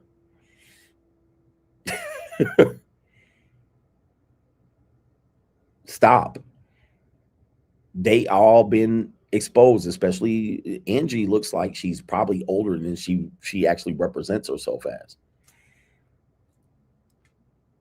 But this is what they wanted to make you believe. I don't know if Myron was ignorant about it or not, but that's what he wanted to make you believe. And as you can see, here we lay. This is not a hit piece on Myron, but what it is to make you guys understand a couple things are happening. Men with lack of experience, believing that they can't get played, are teaching you techniques when they lack the experience. That's number one. Number two, they're selling you a dream of something that can happen. And how many times have they sold dreams only for them to be nightmares? Okay, you could do this and you could do this. And eventually they're going to have to just come around and say they paying for the pussy. All right, that's what they going to do. And they've been paying. It's pay for play in Miami. It's hard to get it for free, especially if you ain't outside 24/7 and you got a life and you have a business and shit like that. If you want a woman to be serving you, you're going to have to pay for it.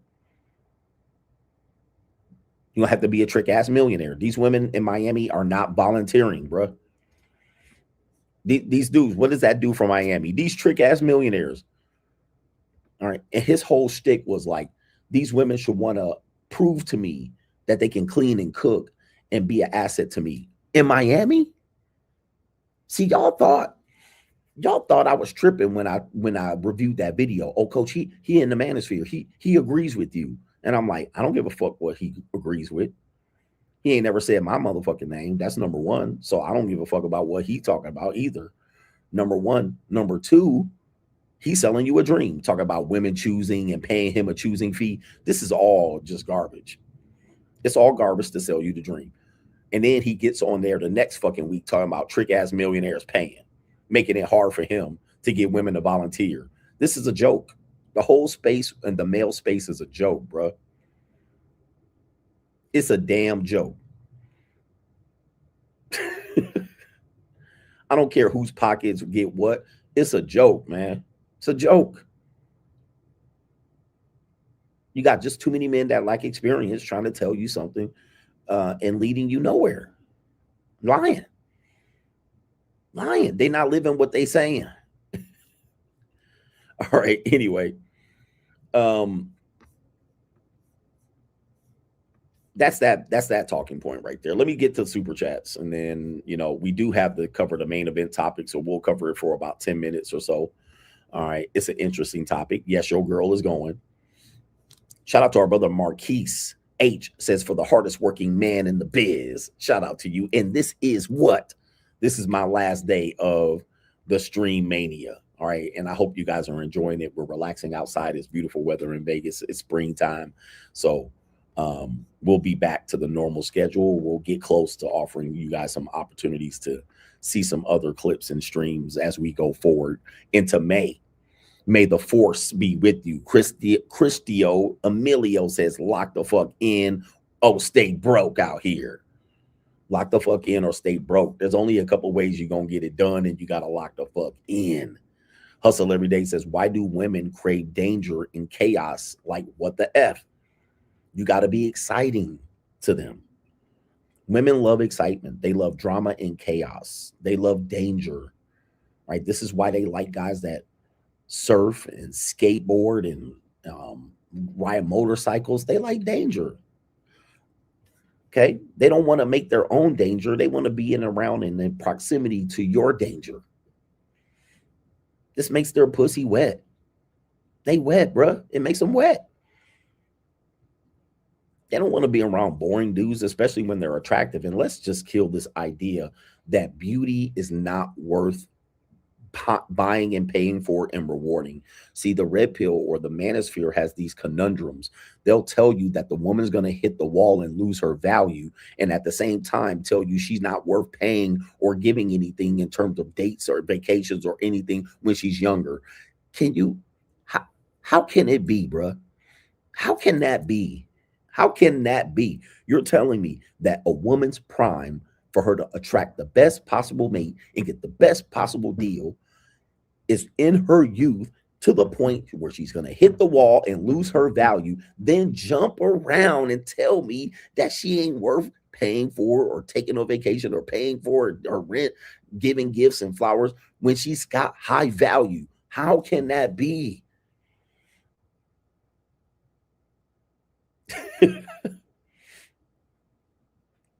How can that be? So if she's losing value, that means she has value. That means beauty is valuable. That means when dudes say she don't got no skill, okay, how can it be that beauty is not a skill worth a resource? It's not going to not be a resource. How can youth not be a resource? If women don't have skills, they certainly have resources, which is beauty and youth. But she loses value as she gets older. But she's not worth anything when you're dealing with her when she's younger. How can it be? We go right here. Shout out to our brother here, Hustle Every Day. We got some bugs flying around that I'm gonna have to go ahead and swat away the rest of the stream. Then dudes jump up here and say, I don't want to date a woman over 28, and they're like 30, 40, 50 years old, but then tell me, well, she's not worth giving anything to. She should come for free. All right. It don't add up. My man said, I'm 52. How young of a woman can you associate with? Depends on what you're willing to be, how you're willing to be looked at. Legally is 18. Okay, so that's how young you can. Now, depending on where you are on the planet, it could be less, but we tend to say 18 just to keep it safe and secure. But if you're scared of people judging you, well, then that's your problem. Again, that's your problem. But you can get it how you want it. Shout out to DJ says, tip for another stick. What are you smoking? Shout out to you out there. And what I was smoking was, it was a diamond. It is, okay, I burned it up. All right, I took the damn thing off. But I said, apparently I'm looking and I smoked it again. It is a Diamond Crown related to the J.C. Newman Cigar Company.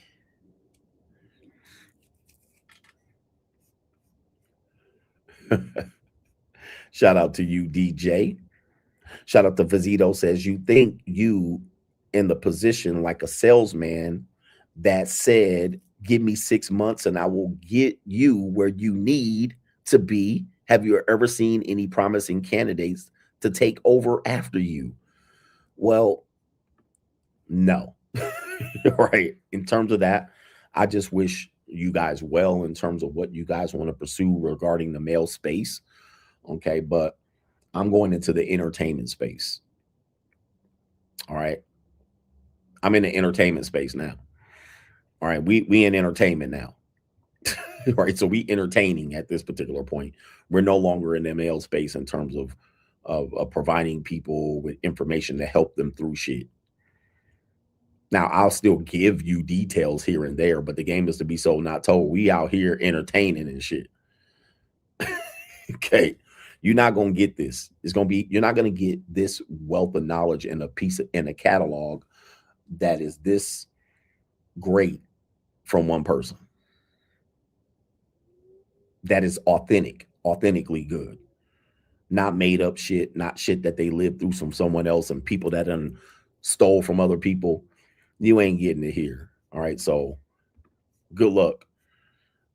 Shout out to Keep On Tricking says, Coach, at what number of bodies does a woman cross over to the point of no return? In terms of what, marrying? All right. In terms of if you're talking about marrying her, well, then I don't know if there's a certain number, but it's based on what you're comfortable with. But dudes marry girls with high body counts all the time. In my opinion, we're not talking about marriage, the body count is irrelevant. All right, a woman's body count is irrelevant unless we're talking about marriage. Okay, even if it's a relationship, you can have a relationship with a skeezer. She could be on your team, on your bench, on your rotation.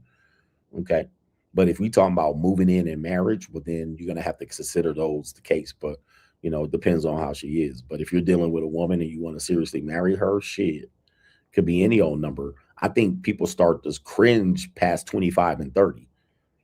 All right. But if you're a young guy, 25 and 30 is a high number. But for me, 25 and 30 is going to be like, what the fuck is you doing?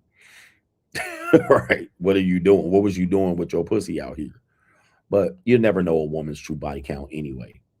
And I do have a way to find it out, but that's going to require you to do some investigation on her. That's going to require you to do some investigation on her, which most guys aren't going to do. I'm going to do the investigation on her. I'm going to pull her file. So and I'm going to catch her slipping too. I'm going to catch her slipping. So I know they keep track of these things. Women keep track of these details. You draw her in close enough, you can get the information. One thing if you know about women, okay, I'm gonna tell you something. One thing you know about women is they cannot keep a secret. They can't keep a secret.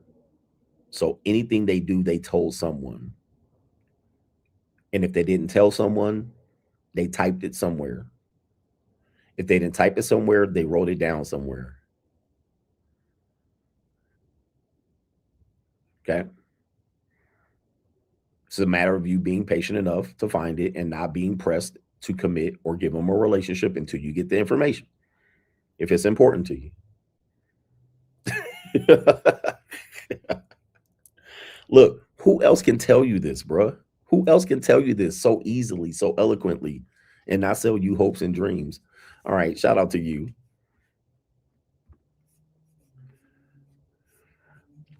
Okay, this is a big one right here. When you're dealing with Gen Z, just get that ChatGPT. Get access to her ChatGPT. You're gonna know who that person is, bro. Dude, a woman will give you everything but that, a Gen Z. If you're a Gen Z man right there, before you make any commitment, get access to that ChatGPT. That's gonna save your life right there. All Gen Z women type all of their craziest shit in ChatGPT. They'll tell you everything but ChatGPT. They'll give you their fucking Instagram DM link. She'll be like, check all my DMs rather than you give that ChatGPT. But if you can get that ChatGPT, you're going to find out everything you need to know and more. Shit that you didn't want to know. When she got a yeast infection, when she met a nigga and went up to his suite, how much she got paid for what, when she can have sex again after getting the STD cleared. I mean, you're going to see all kind of shit. She going to look up every nigga she fucked. Dude, they look up every dude they fuck. They research every dude they fuck at some particular point.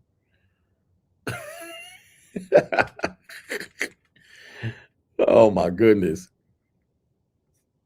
Yep, what it's like to take it up the Duke shoot. Can you go Duke shoot the mouth and get a disease? Can you go Duke shoot the vagina and get a disease? They type that all out in ChatGPT, nigga.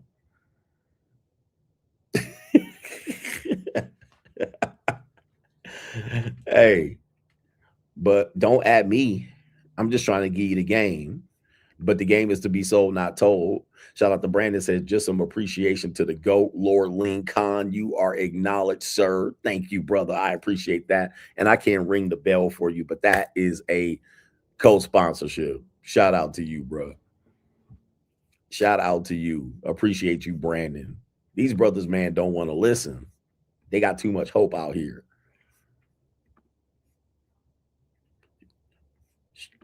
Women got a body count list with a list of names and ratings next to them. She got a list of names with stars next to them, with descriptions and lengths of dicks. The length of the dick, all of that. Whether she put it in her mouth, put it in her face, not nutted in, cream pie, all of that. They got all of that shit. Whether she got dudes with 5 stars named to it. It is what it is, bro. But y'all don't want to hear me though. Y'all be like, Coach, man, where we find this information, man? Go to CoachGregAdams.locals.com, man. We gonna put you on the game. I ain't gonna say anything more, bro. Go to CoachGregAdams.locals.com and then do what you got to do out here. Some of y'all married to girls. Iggy says, Stream Mania has been awesome. I can concur. He says, I concur with all your takes and points regarding the state and current direction of the Manosphere. The Manosphere, aka the Manosphere. He said, just a bunch of co-opted operatives looking to grab as much cash from gullible Mitches with no concern for benefiting men. Free agent lifestyle. Hashtag the shield. You better know it. And I ain't trying to put no dirt on anybody's name out here, but the Manosphere is dead. All right. If you got Clavicular at the head of it and any of the dudes that appeared on Inside the Manosphere after they did the hatchet job of the Manosphere that they did, and no, it was not a hit piece. They put a hit on themselves, nigga. They shot themselves in the foot. Okay. Or they trying to make the Manosphere look bad. Nigga, they didn't even have to try. All they had to do is prey on these dudes' need to feel important. And they literally like diarrhea, either on purpose or on accident. But they didn't even have to try, nigga, because these niggas trying to be famous. Right? They niggas trying to be famous for the wrong goddamn reasons. They trying to be the top dog, but they ain't got the fucking intel and the info. It's okay, nigga. It is what it is, bro. But they went out there and looked like a goddamn idiot. Right? It wasn't the editing. They went out there and gave them the fucking information, whether they were trying to intentionally ruin what they call the male space or not. Nigga, I can't figure it out. All right. I can't figure the shit out, but all right. They didn't need no help. It was all ego. Shout out to Land Assassin. Says men want connection, women want control. And the way they get it is to prey on your ego. Okay.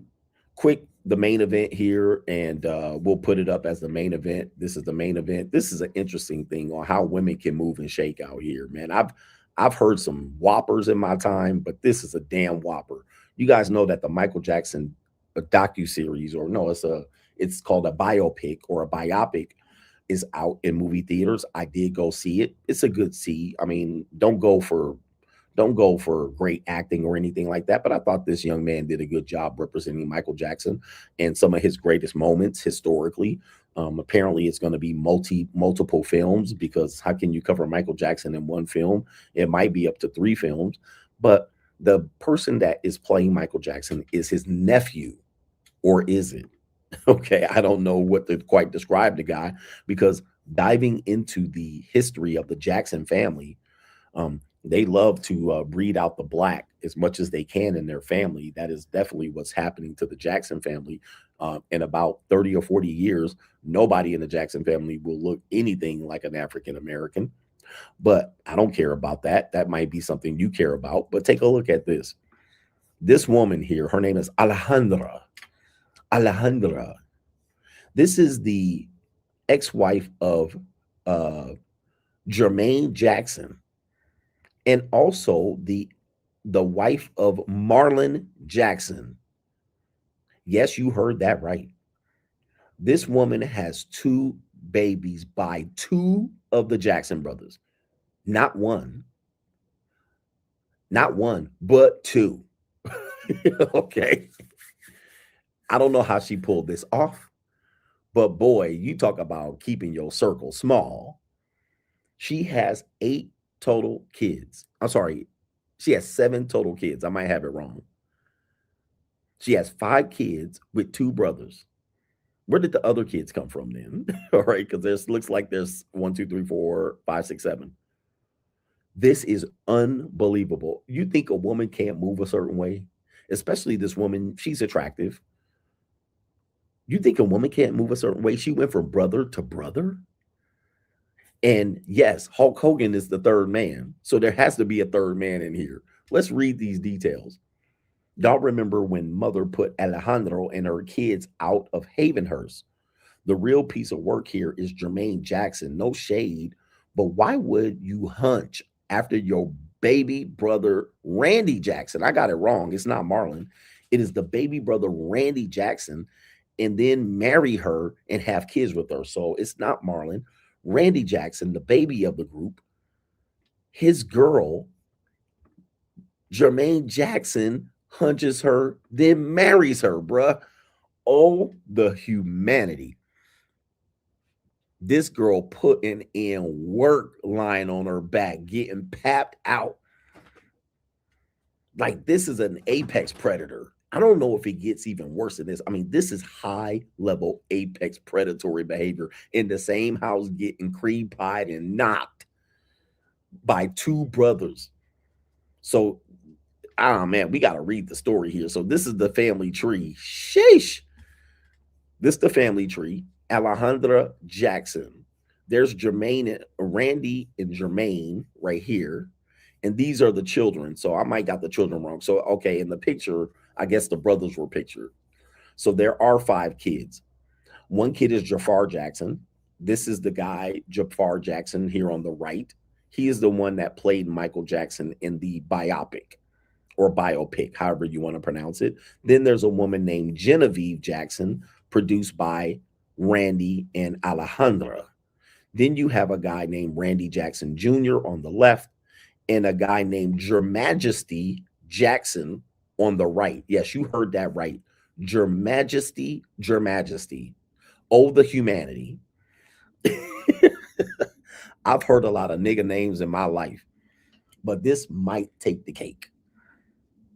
This might be the most egotistical nigga name I've ever heard. Your Majesty. The only thing saving this nigga is he's rich. Because if he was poor, he'd probably be playing defensive back for the New York Jets, straight out of the University of Tennessee in Knoxville.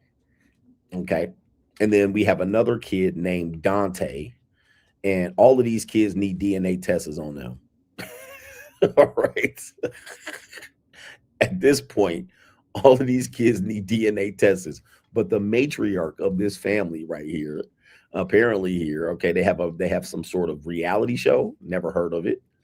There it is. They're ironing it out. You know what? Let me see if we can get a clip here. So there's a clip here that's going to maybe describe this a little bit better than I can describe it, called The Jacksons. What is it called? Living with the Jacksons. I'm 24 and I have 4 brothers, and we have 1 mother, but 2 fathers who happen to be brothers. And we're all members of the Jackson family. That might seem a little strange for people, but thank God I was in the family and not a stranger. Make sure you put everything where it belongs. I love when we do things as a family.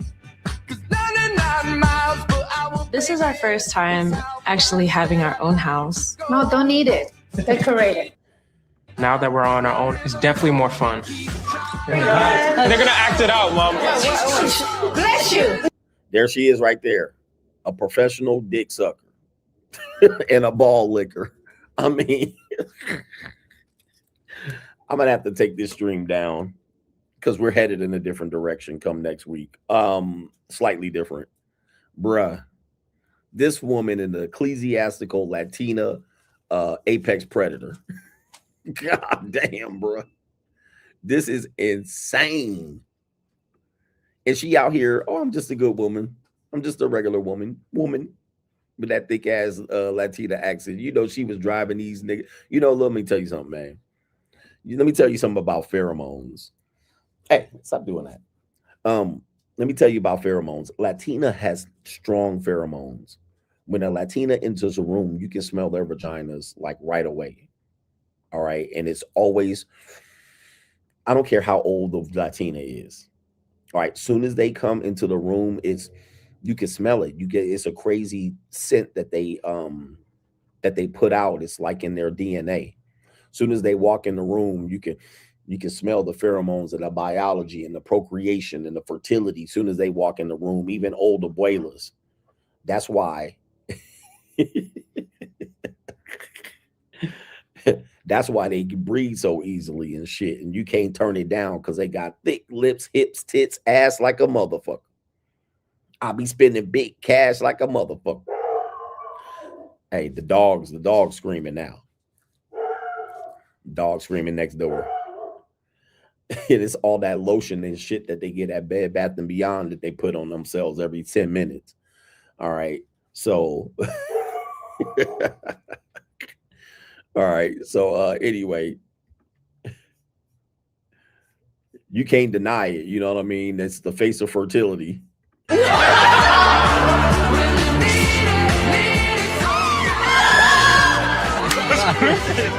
I'm used to my mom's accent. We tease her a lot for it. What's for breakfast? I have grits. What's grits? Wait, is she talking about grits? Grits. Seriously, Mom, we need to fix that accent. And look at the other daughter. The other daughter gonna be a nice, fine piece of young calico.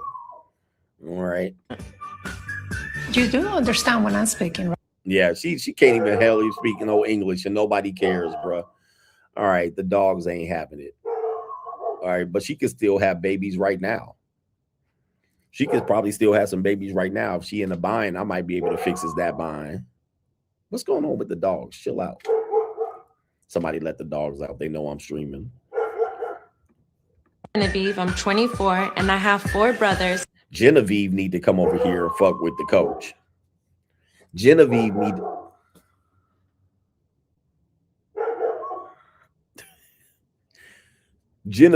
to come over here and fuck with the coach. I need Genevieve over here real quick. Anyway, let me do some damn super chats and get up on out of here, brother. We'll see if we see you tomorrow. We'll see, man. I might want to sleep it off. It's been a tough 20-something days of streaming twice a day. It's been a tough schedule. It's harder than it looks. Pause. It's harder than it looks. But we'll get some super chats in here, and I'm gearing up for a great week next week. So shout out to let's see if we can clear the deck. Shout out to Iggy. He was our last one over on Venmo. We have George says, Coach, you said you will never have children in America. If you were to have children, where in the world would it be? If using a surrogate still in your plans, it would be in Asia. All right. It would be in Asia. I plan on populating Asia like King Genghis Khan. All right. So it won't be in America or any system that has any child support or any of that shit. But I plan to repopulate Asia. I'm going to fix the birth rate all by myself. All right. And that goes all the way up to Korea, Japan, all the way down to Hong Kong, over to Cambodia, the Philippines, Thailand, Vietnam. I plan on populating Asia with little nigga CGAs. All right, blazing CGAs. I'm every country, I'm giving a woman a baby. All right, or I'm gonna try to. I mean, I'm gonna give it my best effort. I'm going to every single one of them. I'm gonna hit Singapore, Indonesia. I'm going to Malaysia. I'm putting babies in lings. All right, that is my job coming up here in the next 3 to 5 years. I'm putting babies in lings. That's what I'm doing. All right, my job is to put babies in lings. All right, Guam, Laos, Cambodia. That's where I'm going. All right, just so y'all know, I'm spilling seed in Asia, ecclesiastically. Like Genghis CGA, Genghis Khan. I'm going to do my best. And that means I'm going to have to live over there for most of the year, hopping from island to island, putting babies in lings. All right. So you guys know my plan. Shout out to Brown says, shout out to the realest Vato on YouTube, the OG Senor No Trabajo in the building. Shout out to you and the pretty feet Latinas. Shout out to Brown 310. Appreciate you, my sir. All right, is at it. Good to see Brown 310 back in the building, man. Shout out to Drew says, thank you for all the days you ran Stream Mania. Appreciate all the content. WCGA, shout out to you, man. Yeah, if I miss tomorrow, y'all got plenty of content. Jump around on those channels. Plenty of streams. I'm pretty sure you missed some streams. Okay, for sure. Not everybody. Press 1 in the chat if you watched all of the Stream Mania streams. All right, at least a replay, because I put out so many streams. Ask Coach Greg Adams channel, Twitch, Coach Greg Adams channel, Free Agent Lifestyle, Locals, Patreon. If you manage to get all of those streams, man, God bless you. Thank you for that, man. Goodness. If I can get tomorrow, the first of the month, if I could get up, I mean, I should be able to get up normally. Maybe it's just be a short show, but we got it in. Oh, plus I'm recording some content with another content creator tomorrow afternoon. Anyway, man, shout out to y'all. Good to see y'all again. We out of here. Peace.